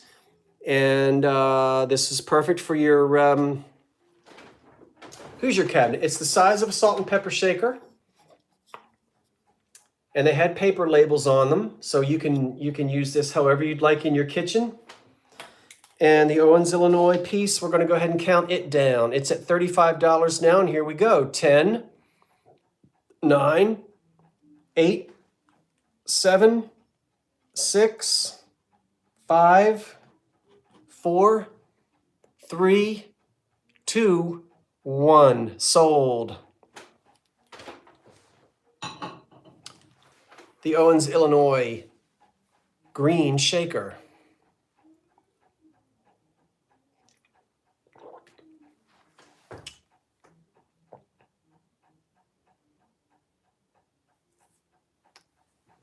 So we'll let Vinny give us the word. And it goes to Florida Girl at 35.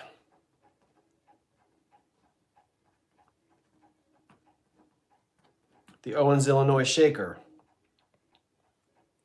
Thank you, Florida girl. Next up, we have a candy jar. It's in crystal with gold highlights. And we're starting out at $22 on this. We're starting out at $22. It has no damage. It's got a ribbed optic panel there. Paneled optic. Yeah, paneled optic. It's 8.5 inches tall. It is unmarked. And we're starting the bidding at $22 on the candy jar made of glass. This was probably the most popular gift item of circa 1929. Every glass company made these. Every glass company. So it's gilded. It has no etching on it. The gold is pretty much perfect on it. I don't see any loss at all. And these are not marked. They look like apothecary jars, but they were for candy. And these came on the scene in just about every color you can imagine. And there were different sizes. And they were popular gift items in the 1920s, 30s. Then they went out of style. The candy jar, we're going to go ahead and count this down. And we are currently at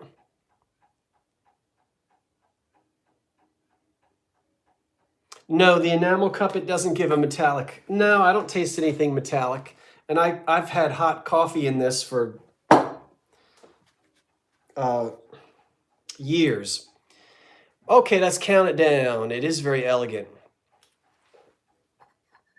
10, 9, 8, 7, 6, 5, 4, 3, 2, 1. Sold.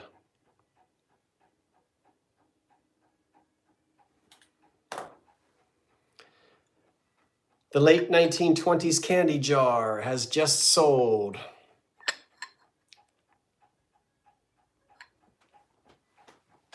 And to whom did it go? Sold to Bonita Taylor at $45. Thank you, Bonita.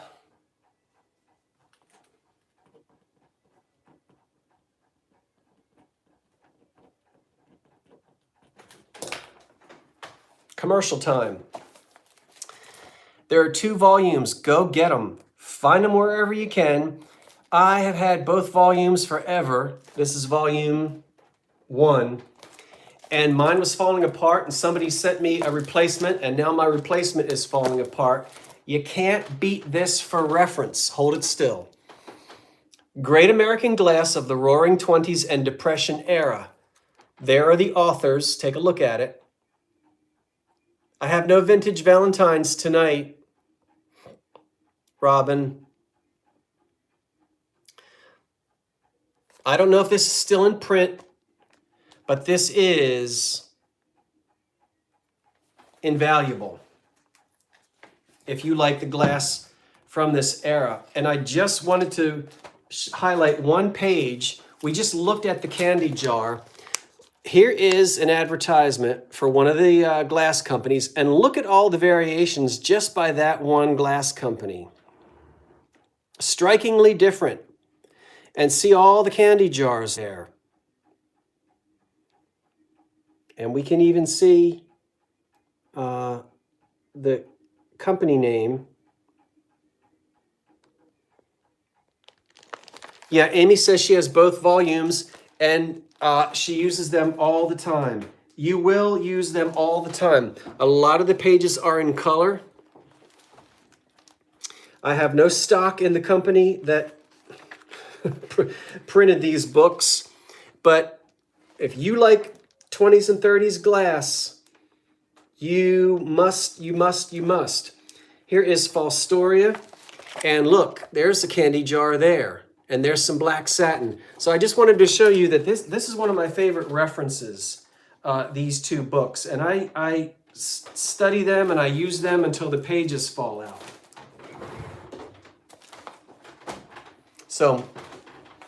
The title again is The Great American Glass of the Roaring 20s and 30s of the Depression Era. And they're not printed. It came in hardback as well. I've got one volume in hardback, but these fall apart.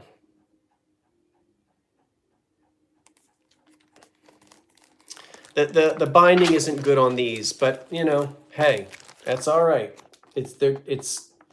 You will not go wrong with this because just about every company that made glass in the 20s and 30s is in here. So I just thought I would highlight that for you. Let's see, what should we do? The celeries, no. The Czechoslovakian, no. We're just knocking on the door at 10 o'clock. Do you want to hang in there and do, we still have several people here. Should we cut it off at 10 or do you want me to plow on and do another 5 or 6 items? We can cut it off and then come back again the second Monday, the third Monday. Remember, I'm going to do 2 of these a month. The first Monday and the third Monday of the month. You want me to keep going a little bit? Okay, we'll keep going a little bit. Plow on, plow forward. Okay, now don't you get mad at me if it's past your bedtime. We're starting at $13 on these. $13, and they're from the 1930s. We're starting at $13. 2 adorable pottery kitchen jars, kitchen containers. Now, obviously, there would have been one in the middle that's missing because these are graduated, and so there could have been 4. But we know that there must have been one in between the 2. And I showed these before, and people said, put them on top of each other. You can't do that.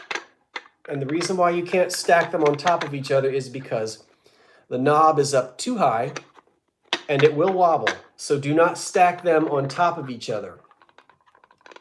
But we've got 1, 2, and there are no chips or cracks on these. I don't know if that's gingham. I don't know, probably not.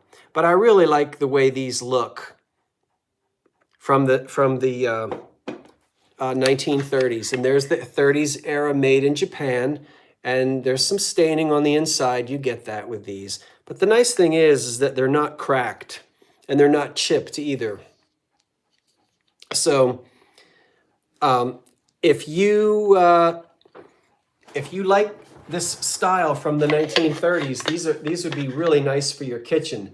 Now, why are you saying that you wanted these? They didn't sell, Tippy Winks. You can get in there. Or you must be talking about something else. If you'd like, put in a bid. Come on now. $13 for the 2. 1930s. $13 on the 2. Have you got any questions you want to ask me about them before we count them down?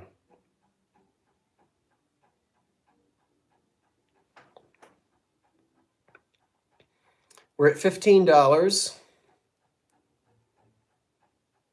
Put dog treats in there. Why not?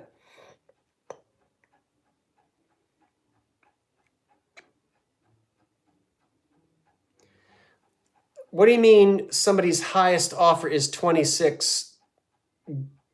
Gotta beat that? I'm not doing that, Vinny. That just in case.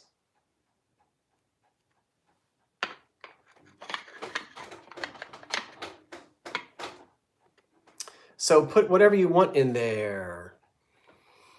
They're from the 30s. I see Home Chronicles at 35.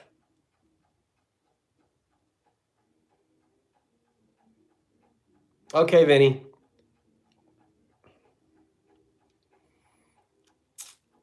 Gonna count them down now on these 2. It looks like the highest bid is $35, and here we go. Don't wait too late. Put your bid in too late. 10, 9. I already did show the inside. I already showed the inside. 10, 9, 8, 7, 6, 5, 4, 3, 2, 1. Sold. I wish I had all, I don't know if there were 4 or 3 of them in the set, but they're really cute. So they'd be great in your 30s era kitchen. What were you doing, blinking?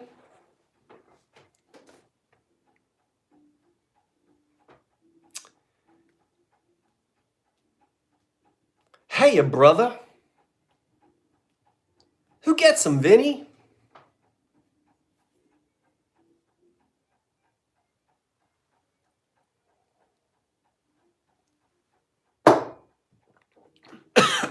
Oh, Vinny. I got something to say to you. Oh my goodness, excuse me. I'm getting all choked up. It went down the wrong. Cheryl's Home Chronicles at 35. Hold on. Cheryl Home Cron. Thank you, Cheryl.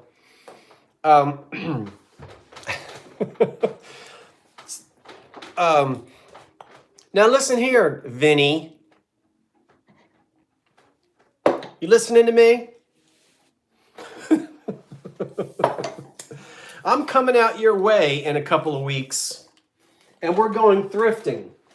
Don't you go to all those thrift shops the day before I get there and wipe them out. And then when I get there, there isn't anything left. You hear me?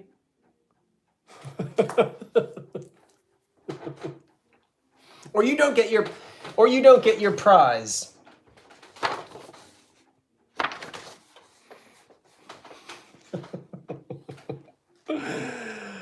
Oh. Yeah, excuse me. I'll see you, Rob. He did, Barb, winking out. Can you believe he did that? He's going to deny it. Let's see what he has to say for himself. See, he's all quiet now.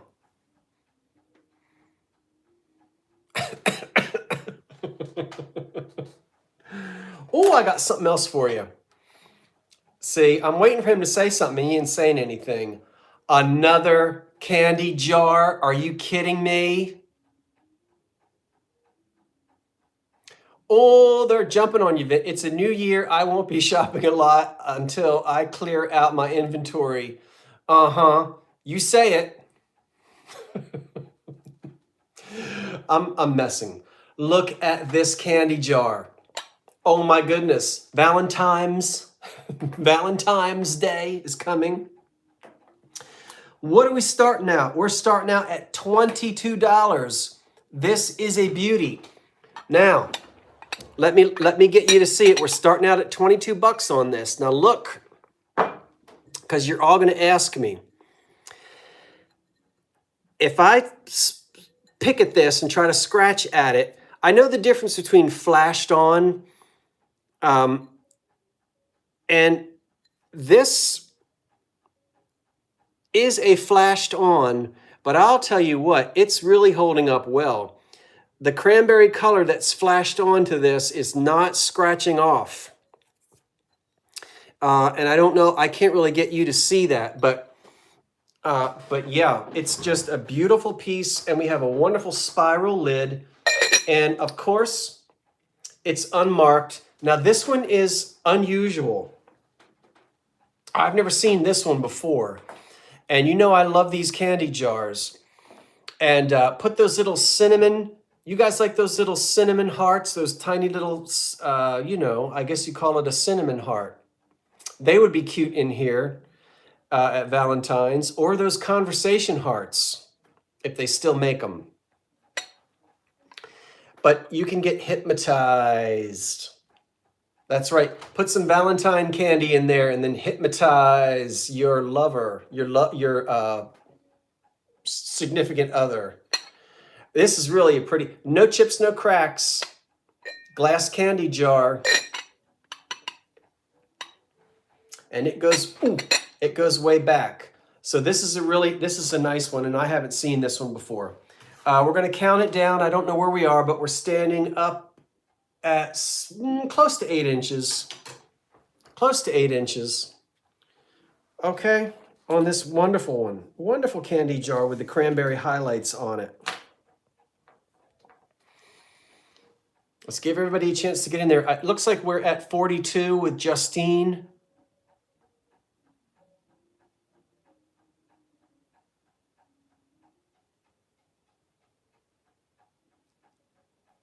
Yeah, somebody is asking if anybody in the chat knows who made it. That would be difficult because these aren't marked. And it's just, it could be one of 30 different glass companies. I'd love to know exactly who made it, but I can't give it an attribute to any specific company. And I didn't have time to go through all my books to see who it was. So I don't know, but we'll count it down. We're at $51 and we're counting down. 10, 9, 8, 7, 6, 5, 4, 3, 2, 1. Sold. Westmoreland, you think it's Westmoreland made it?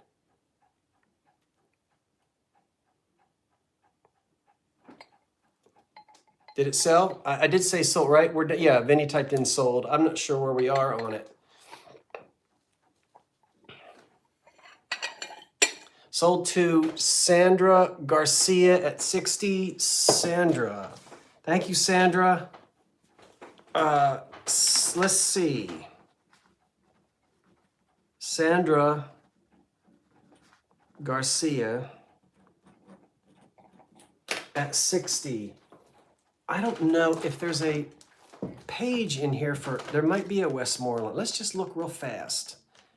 McKee, New Martinsville, Northwood, Payden City, L.E. Smith, U.S. Glass, Vineland. See, Westmoreland is.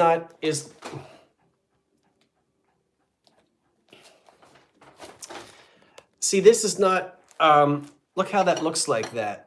Everybody imitated each other. But in this, I don't think there's a page in here for Westmoreland. Which is not, yes it is, page 204. Oh, let's see. Woo, 204. You guys are probably right, 204. And sometimes, good grief, 204. What is this, like one page? Oh, they're only giving us one. They're only giving us one page. Now see, maybe one of you has, is it because you have a Westmoreland book?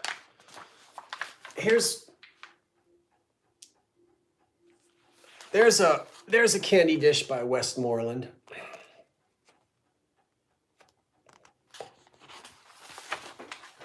And are you looking you must be looking in your Westmoreland books. And there's another one. That's the only ones that they have in this book. That's kind of like a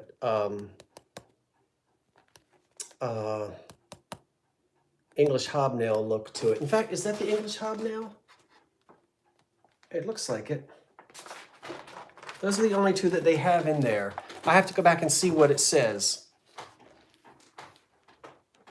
But this one, I really like that the cranberry highlights on it. I think it's pretty. I don't think, let's go back to, let's finish up. I tell you what we'll do. I've got more glass here. There are more things on the table, but I'm just going to do some magazines and then we're going to finish.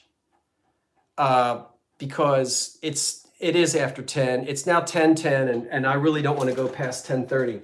So that's it for the glass. If you're hanging on for any glass or pottery, we won't do any more of that tonight. I think what I'll do now is finish up with some old magazines from the 1940s and 50s. So if that appeals to you and you're still there, Westmoreland Swirl and Ball, pattern number 1842. Thank you. I don't have a Westmoreland book, so thank you. I can see that different ones have put that in there. So I appreciate that very much. Now I lost my chalk. So what I'm going to do now is we're going to close out with some magazines from the 40s and 50s. But the glass that I didn't get around to selling tonight, I'll see you again in 2 weeks. Remember, 2 live sales per month. The first and the third Monday night. They start at 10 o'clock. They start at 8 o'clock. And they run until, they shouldn't run past 10, but tonight we're going to go to about 10:30. So if you have to scram, that's okay. I appreciate that. And also, thank you for joining me tonight. I'm so glad that you're here. And keep your eye. I'm going to be absolutely putting more items into the eBay store. Now that the holiday season is over and I can sort of take a breath a little bit and calm down. But I still have a lot of work to do on this place. And I'll be filming that as well because I still have rooms here you haven't seen. And there's a lot of work to do in the kitchen and the basement, as well as the 2 other rooms. So we're going to say goodnight to everyone who wants to scram. Hang in there. I've got all these old magazines, and we're going to have fun with these. So if it's not your bedtime yet, don't you turn me off just yet. Let's look at some old magazines and some old advertising. And I'm going to sell these, okay? And we'll see you guys. We'll see you guys 2 weeks from tonight. Okay. Sound good? Thank you. Thank you, everyone who has to scram now. And Vinny, if it's bedtime, I'll just handle these last 3. If you're still there, that's cool. If not, go to bed. And I'll do these last 3 auctions. I'll mess these last 3 auctions up on my own. Or try not to. And don't forget to email me your stuff, everybody. Okay. Happy New Year to everybody saying good night. Now, let's go back to, what are we going to do? Oh, no, I think we're just really going to do the 50s. I've got 3 lots of magazines, and we're going to start out with 3 Christmas magazines. Did Vinny go to bed? Karen and Jeffrey are still here? Okay. Karen and Jeffrey, so Vinny went to bed. Thanks, Vinny. I'll talk to you later.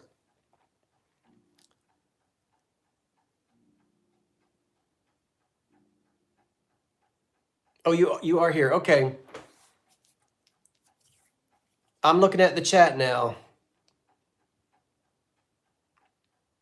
Okay. So we're going to have 3 magazines. And they're all from the 1950s.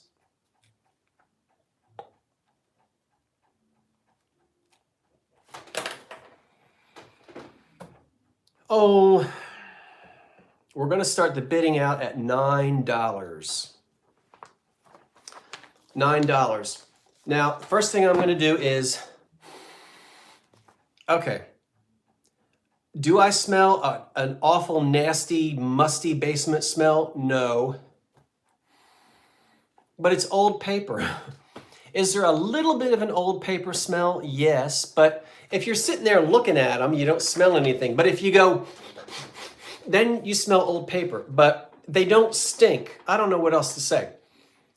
3 1950s Christmas magazines, and we're starting at $9. The first one is called Every Woman's, and it's December of 1957. We'll look at it a little bit. And then Every Woman's, this is December of 1953.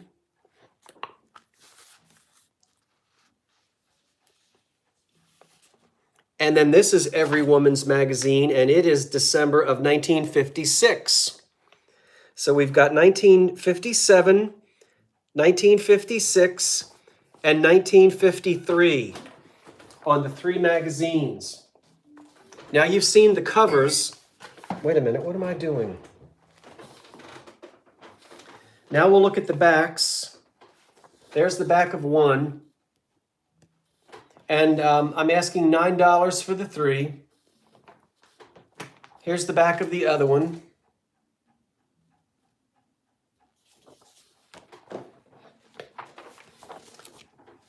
I guess lemon meringue pie was big in the 50s because they've got it on the back of all 3 of these.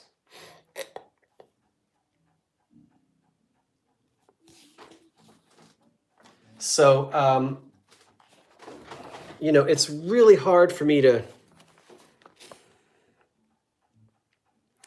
you know, I don't know, maybe I'm weird, but I collect the magazines from the 20s and the 30s.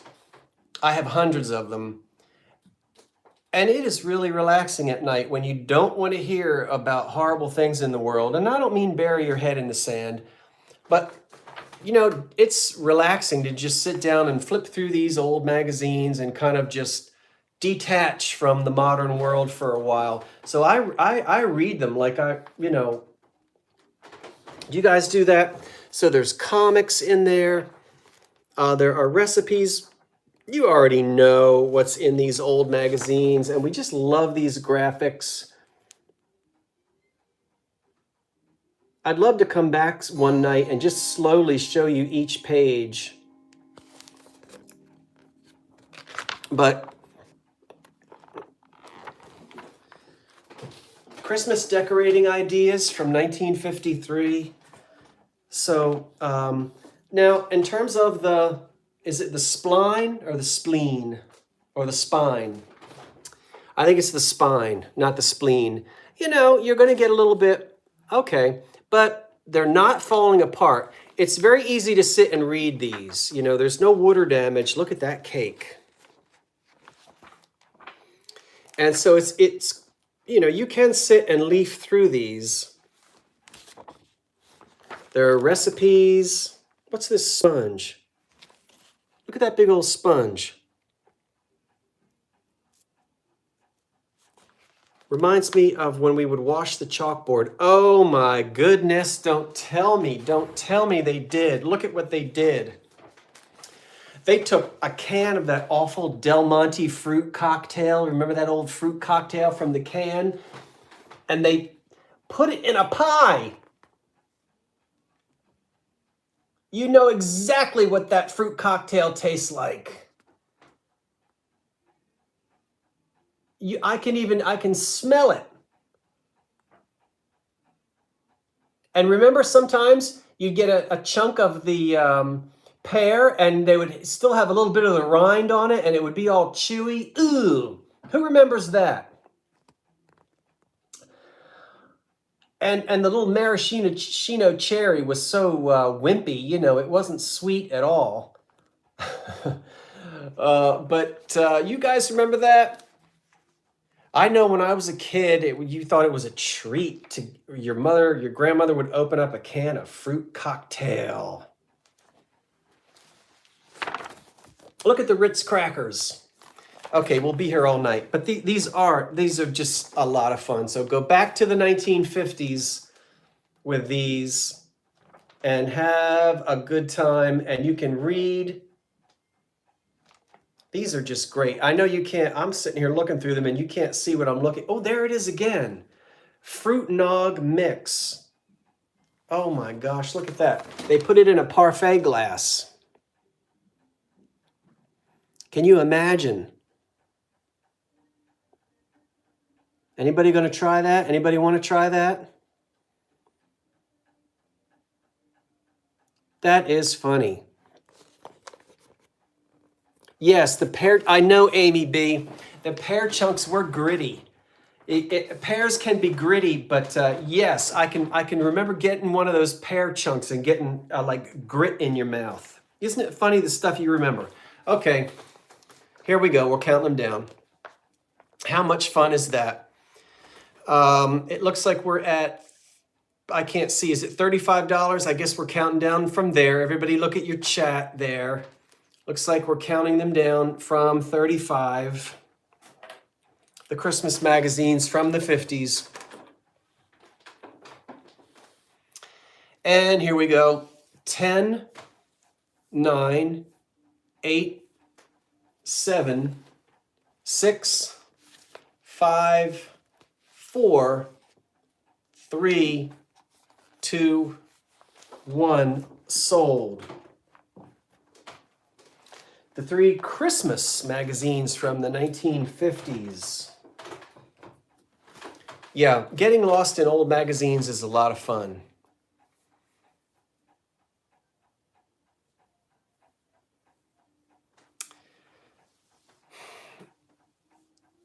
You used to eat the mini colored marshmallows. Sold to Regina Rainey for $38. Thank you, Regina. Regina Rainey at $38. Cool Whip and cottage cheese.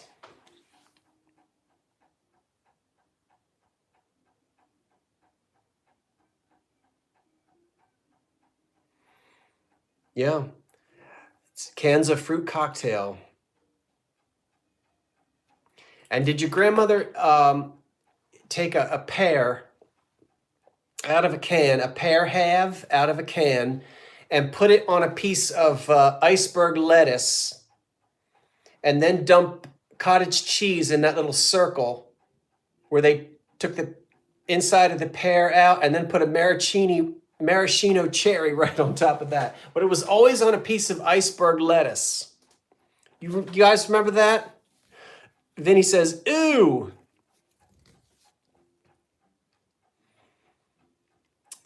Kim says, yes. Good night, Lisa. Good night, Lisa, down in Dover. Thank you for joining us. So glad you could be here. Absolutely. Everybody thought they were so fancy. Remember those salads?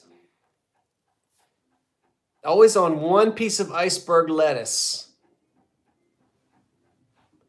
with that awful pear in the middle. And the circle was cut out.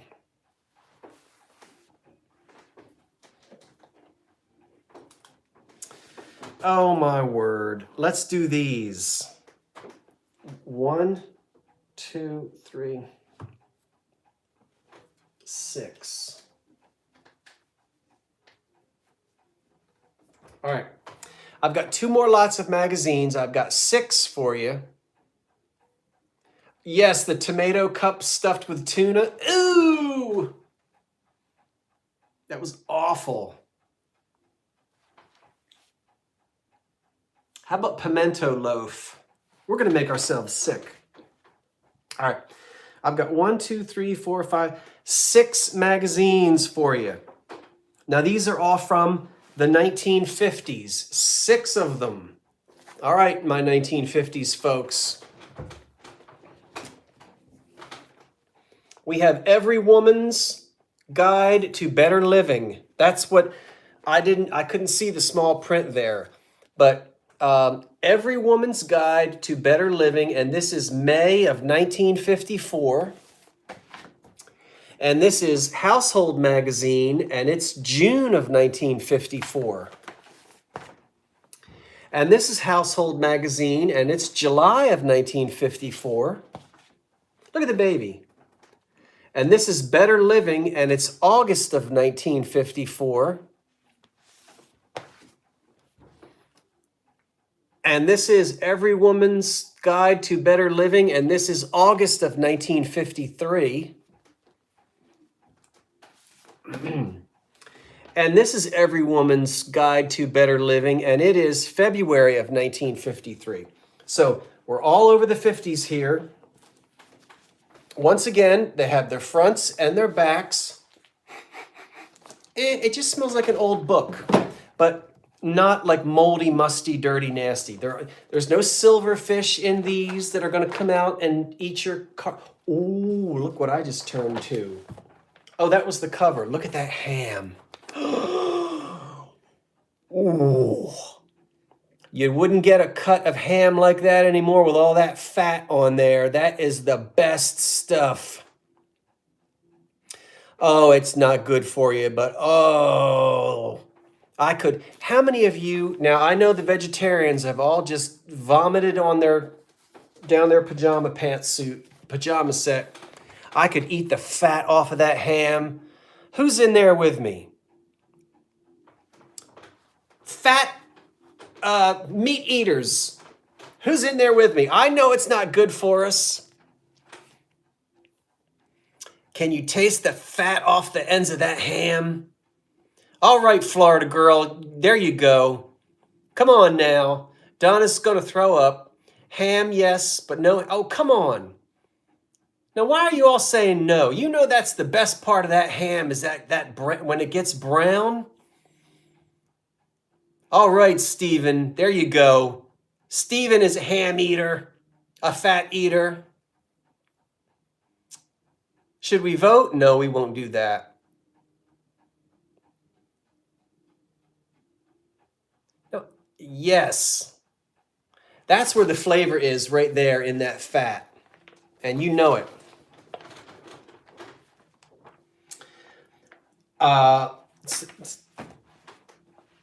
Well, I was going to tell you something, but I won't. So anyway, I need to tell you what you guys are going to get mad at me. How should we start? 1, 2, 3, 4, 5, 6, 7, 8, 9, 10, 11, 12, 13, $18, $3 per magazine. We're starting out at $18 on the bidding. I'm sorry. I'm looking at that ham fat and you're like, will you please get on with it? I apologize. $18 for 6 magazines, women's magazines from the 1950s. $18. Let's look at the backs. I don't know what's going on there. They need a chaperone. They need a chaperone. She is happy because her man ain't gone to the office with no ring around the collar. Oh, Cheer. Do they still make Cheer? I remember that. Mm-hmm. Oh, we're not supposed to do that. That ain't good for you. Put these down. Come on now. There we go again.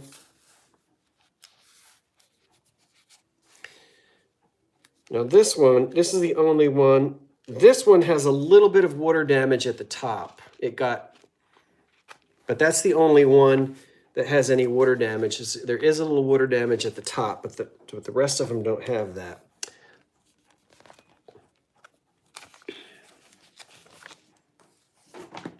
Look at all these glamorous. Is that Dick Powell? That looks like Dick Powell. I'm looking at it backwards, so I don't know.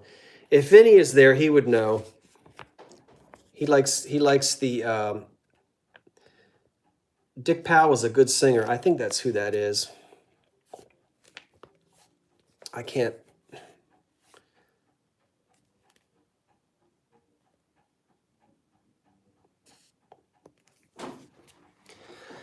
All right.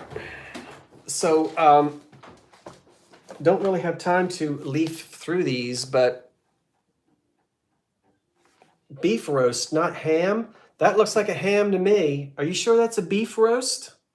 Oh, it says complete beef guide. Well, I'll tell you what. I'll eat the fat off of a roast or a ham. Ooh. Ooh.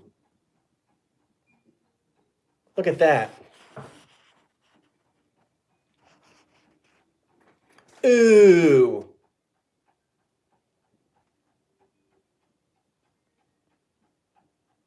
Ugh. I'm holding it still so you can see it.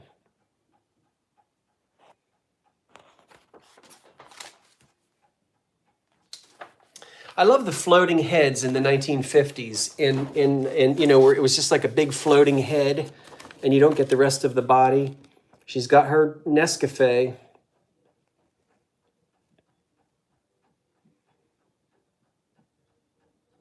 See that?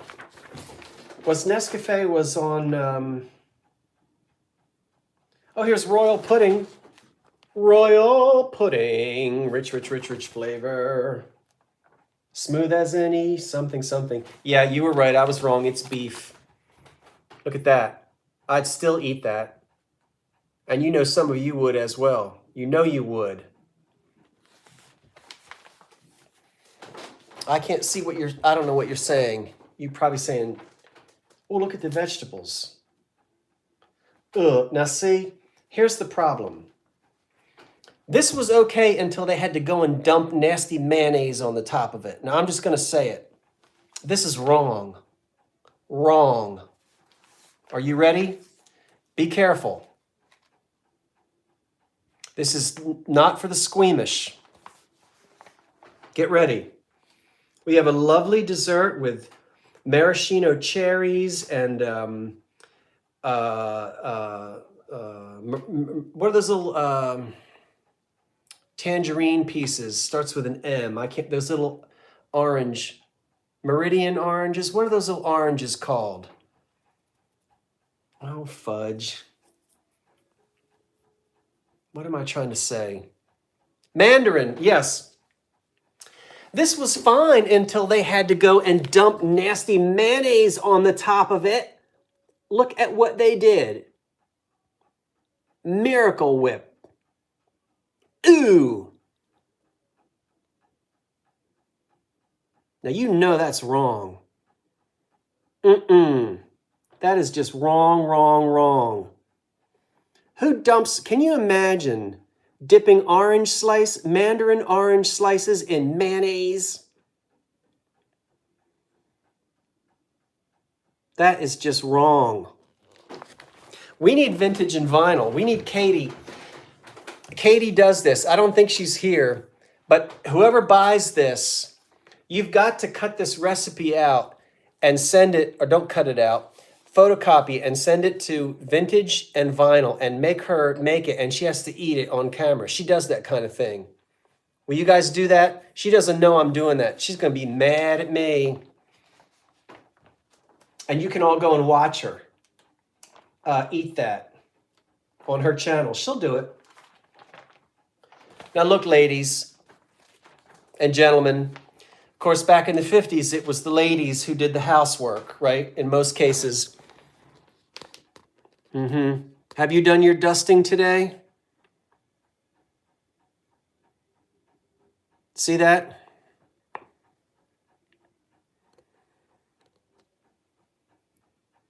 Yep, I expect all of you to fly in there like Tinkerbell and pledge your drum table every day. That's what you're supposed to do. Oh, Amy forgot to dust. I don't know, Amy.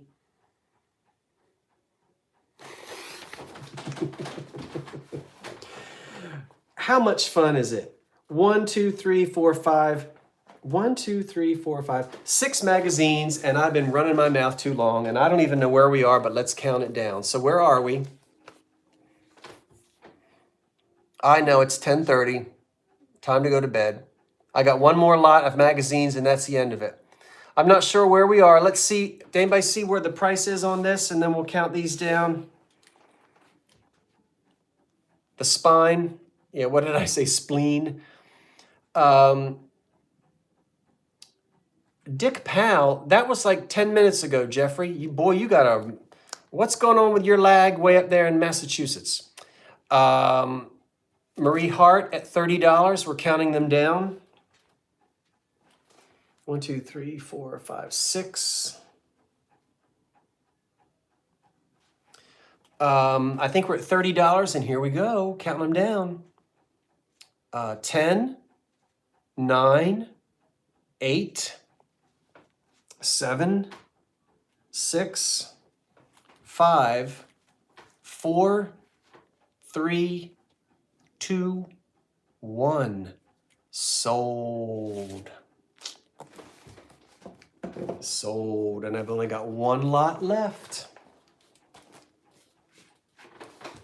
All right, where are they headed, Vin?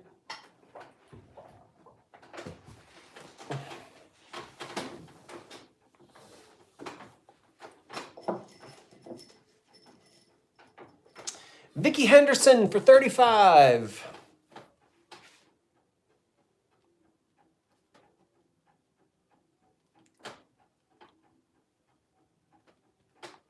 All right. Thank you, Vicky. And the last lot, and this is it. I'll try not to take so much time. We've got 1, 2, 3, 4. This time we've got 5 magazines.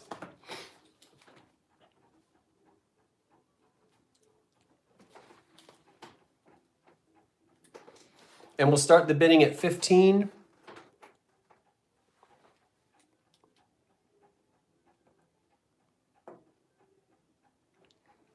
$15 for 5 magazines. Now let's see what they are.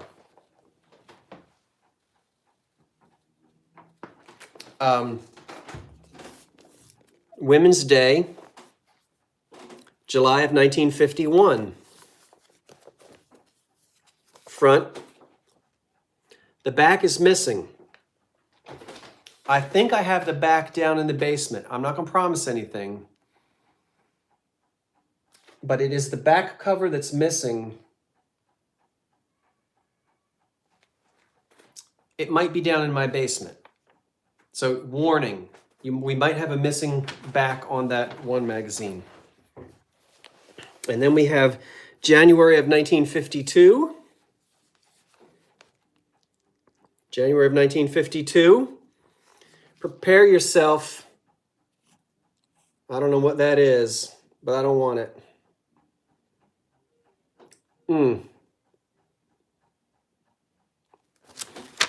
What is it? Veal Continental. I guess it's not that bad. Veal Continental. All right, that's not that bad. She is way too excited with that great big tub of Crisco. She's just way too excited about that. In fact, what does she say? She says, what a difference when you change from ordinary frying fats to Crisco. You better get that pie ready. She's really happy about her Crisco. And then we have Every Woman. This is January of 1953. And she's got her Coca-Cola. Look at that, Vinny. Well, there's a ham. Now I know my ham there.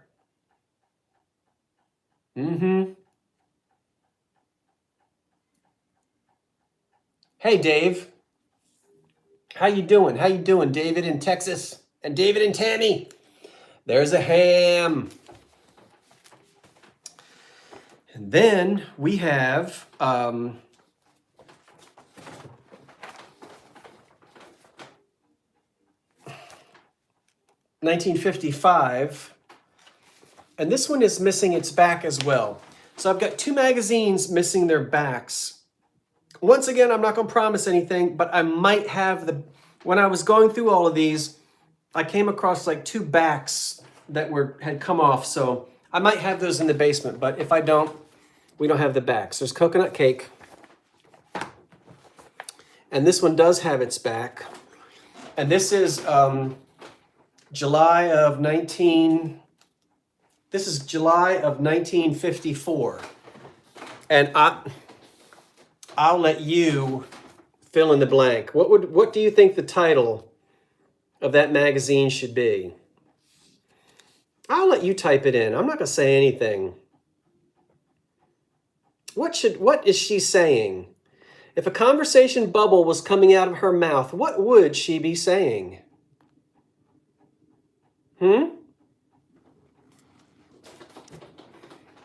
I'm leaving it up to you.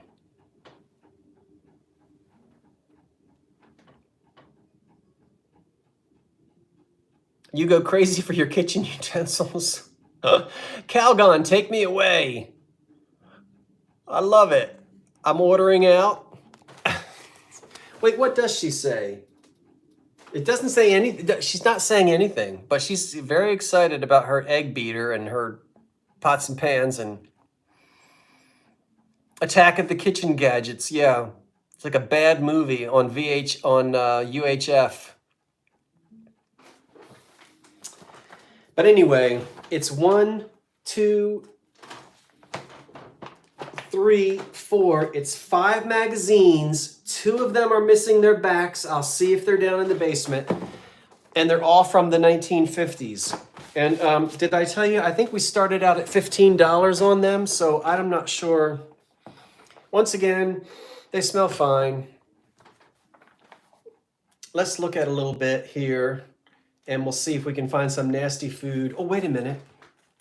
Oh, you're going to see some pointy bras. I think we've got one person in at 15. Helene Curtis, shampoo. I think Helene Curtis was one of the sponsors on What's My Line. Now, I know the sponsor changed constantly over the 18 or so years What's My Line was on the air, but I think Helene Curtis was one of the...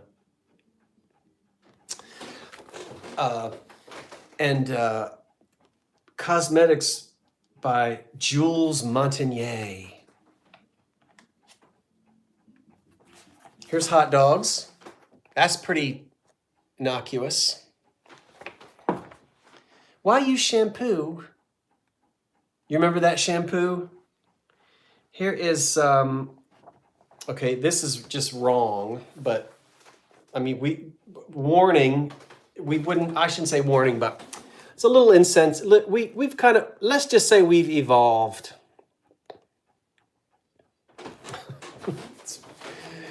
Gee, your hair smells terrific. And they told 2 friends, and so on, and so on. Wow, the magic of lanterns. Isn't this right out of the 50s? Look at that. It's an they're talking about the different types of lamps that you can use in your house. Classic 50s. Where are my 50s people? Come on now. Your hair smells like eggs.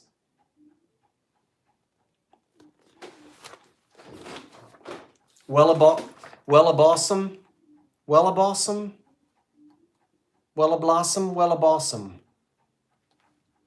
What was that? Shampoo, wasn't it? Anyway, and there are a ton of recipes in here. I mean, a ton of recipes. Oh, wait a minute. What is she doing with that fried chicken? Hold on. She's having lemonade. I don't know who this is. Oh, can you see her? She's expecting a crowd. What is she? I can't see it. It's backwards. She's got her nectar, A&P nectar. What has she got? I've checked and I know, says Mrs. Dorothy. Who? Oh, she's from Philly. It's a Philly girl. Look at that.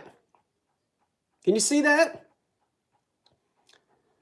Mrs. Dorothy somebody of Philadelphia. She saved 16 cents on a 48 tea bag package. Well, good for her.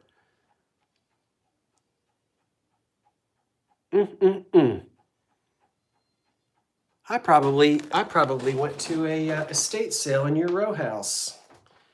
whoever you are from Philly. Anyway, these are a lot of fun to look through, and I know you enjoy it. At least I think you do.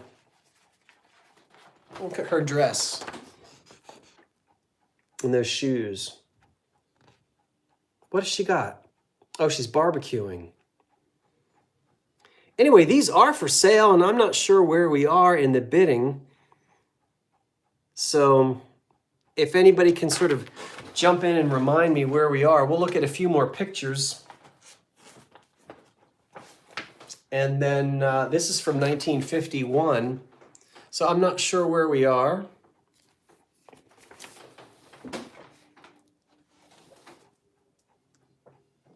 Who knows what A&P stands for?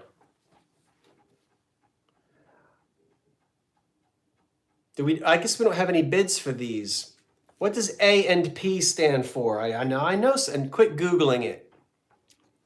That's right, Mary Beth. The Great Atlantic and Pacific what? I'll tell you how I know. Yep, tea company.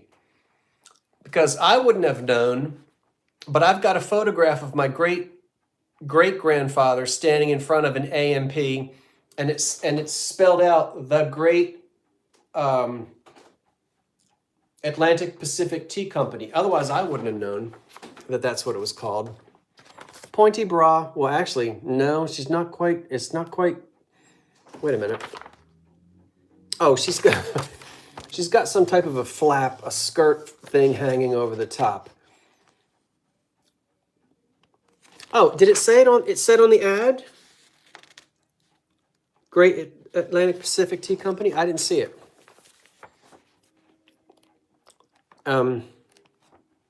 Here's more of this lemon meringue. I'm telling you what, they were all about it. You guys remember Treat? I don't know what those orange balls are, but look at those kids racing into the refrigerator. Does it say Treat? I guess.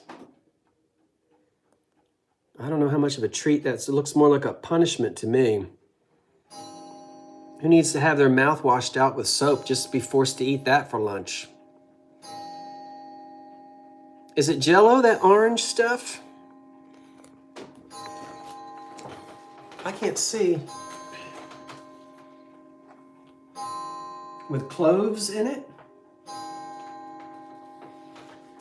It says, take it easy, let your refrigerator fix supper, a treat and salad supper. Yeah. There's no bone or waste. You eat every bite. Marie Gifford, the famous Armour home economist, suggests serving Treat with molded salads. Molded, not moldy. Stud with cooked stud whole cooked apricots with cloves. I told you it was cloves. They put clove studs in apricots. Are you listening to this? Oh my word. Set them in lemon-flavored gelatin and chill. That's what those orange things are. This refreshing supper is only one of hundreds of easy Armour pantry shelf meals, but it's one of the most delicious. Yeah. I'm not sticking cloves in my artichokes or whatever it said. I don't know. Life with Linda? Anyway, there's another ham. Did anybody want to buy these? I don't know if we had any bids or not. You having fun as I make fun of these magazines? Ooh, there's more of it. I'll tell you what, nothing beats that mandarin oranges with mayonnaise on the top. That was wrong. That was just wrong. How to make a crib. What's this? Underwood deviled ham. Ooh. Yeah, the auction is still going on. Nobody, We sold, this is the last lot, but I don't know if we got any bids on it or not. Look at that. Who is she supposed to be? She's Diet Delight. Yeah. Look at her on the scale. Mm-hmm.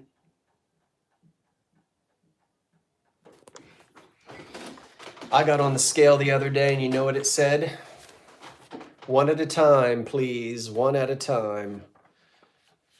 But anyway, I think that's about the end of it. So we're going to wrap it up. Let's go ahead and count these things down. But if anybody placed a bid, we have 1, 2, 3, 4, 5 1950s magazines. And let's count them down. It looks like Florida Girl is at 35, and we'll go down from there.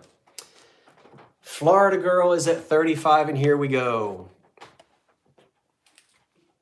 10, 9, 8, 7, 6, 5, 4, 3, 2, 1. Sold. And I went way past the time I said I was. Vinny, it's your bedtime. Sold to Florida Golden Girls at 35. Florida Golden. Thank you, everybody. I've got more stuff, but I'm going to say goodnight. I am so glad you could join me tonight. And you know what? Somebody wrote to me earlier and said, I think they left a comment on the video and said, well, can I come to the live sale if I don't buy anything? Are you kidding? Of course you can come to the live sale if you don't buy anything. We're having a good time, and I learned tonight because you guys taught me that was a Westmoreland piece. Didn't have time to look that up. And it's fun to hang out, so of course you can come and not buy anything. I love it. And I want to say that I appreciate everybody because you did such a good, I really do appreciate you kind of hanging in there in the chat and putting up with the lag, which is not really anything we can do about. But thank you, everyone. Now, look, don't forget, if you won something, go to bed, send me an email tomorrow. But don't wait too late, okay? Because I want to get all the invoices out by noon tomorrow. So if you won something, write to Old Curiosity Shop 99@gmail.com. Give me your name, your mailing address, and it really helps if you tell me your chat name and even what it is that you won. It helps me out so much when I'm going through the emails, and I can get everything packed up and out in the mail to you no later than Friday. So we're going to do 2 live sales a month, the first and the third Monday. The first and the third month, I'm getting tired. The first and the third Monday of each month. That's my plan. 8 p.m. I think someone asked, if you already sent me your information, do you need to do it again? If you don't have to, but if you want to, that would be great. I do use Pirate Ship, and I've just learned how to save people in it. I wasn't really saving people before. So I recognize your names, but I have to sort through a lot of emails to find you. So I know it might be slightly annoying, but if you did win something, if you can just quickly shoot me another email with your information, that helps me out. Maybe I can get it together so that in future live sales, I will have that information saved, and you will no longer have to keep sending your information to me. Okay, so I guess that works. So we're going to say goodnight. We'll hang in here for about 5 more minutes, and I'll just say goodnight to folks. And thanks to everyone who helped. Everyone who has a wrench. who hung in there and was helping out. Thank you so much, Vinny and Dee, and the others that were helping as well. See you next time. Happy New Year, my good friends, and health and happiness to you. That's it. I'm Scott from the Old Curiosity Shop saying thanks for watching. Wait for the cat. So long for now.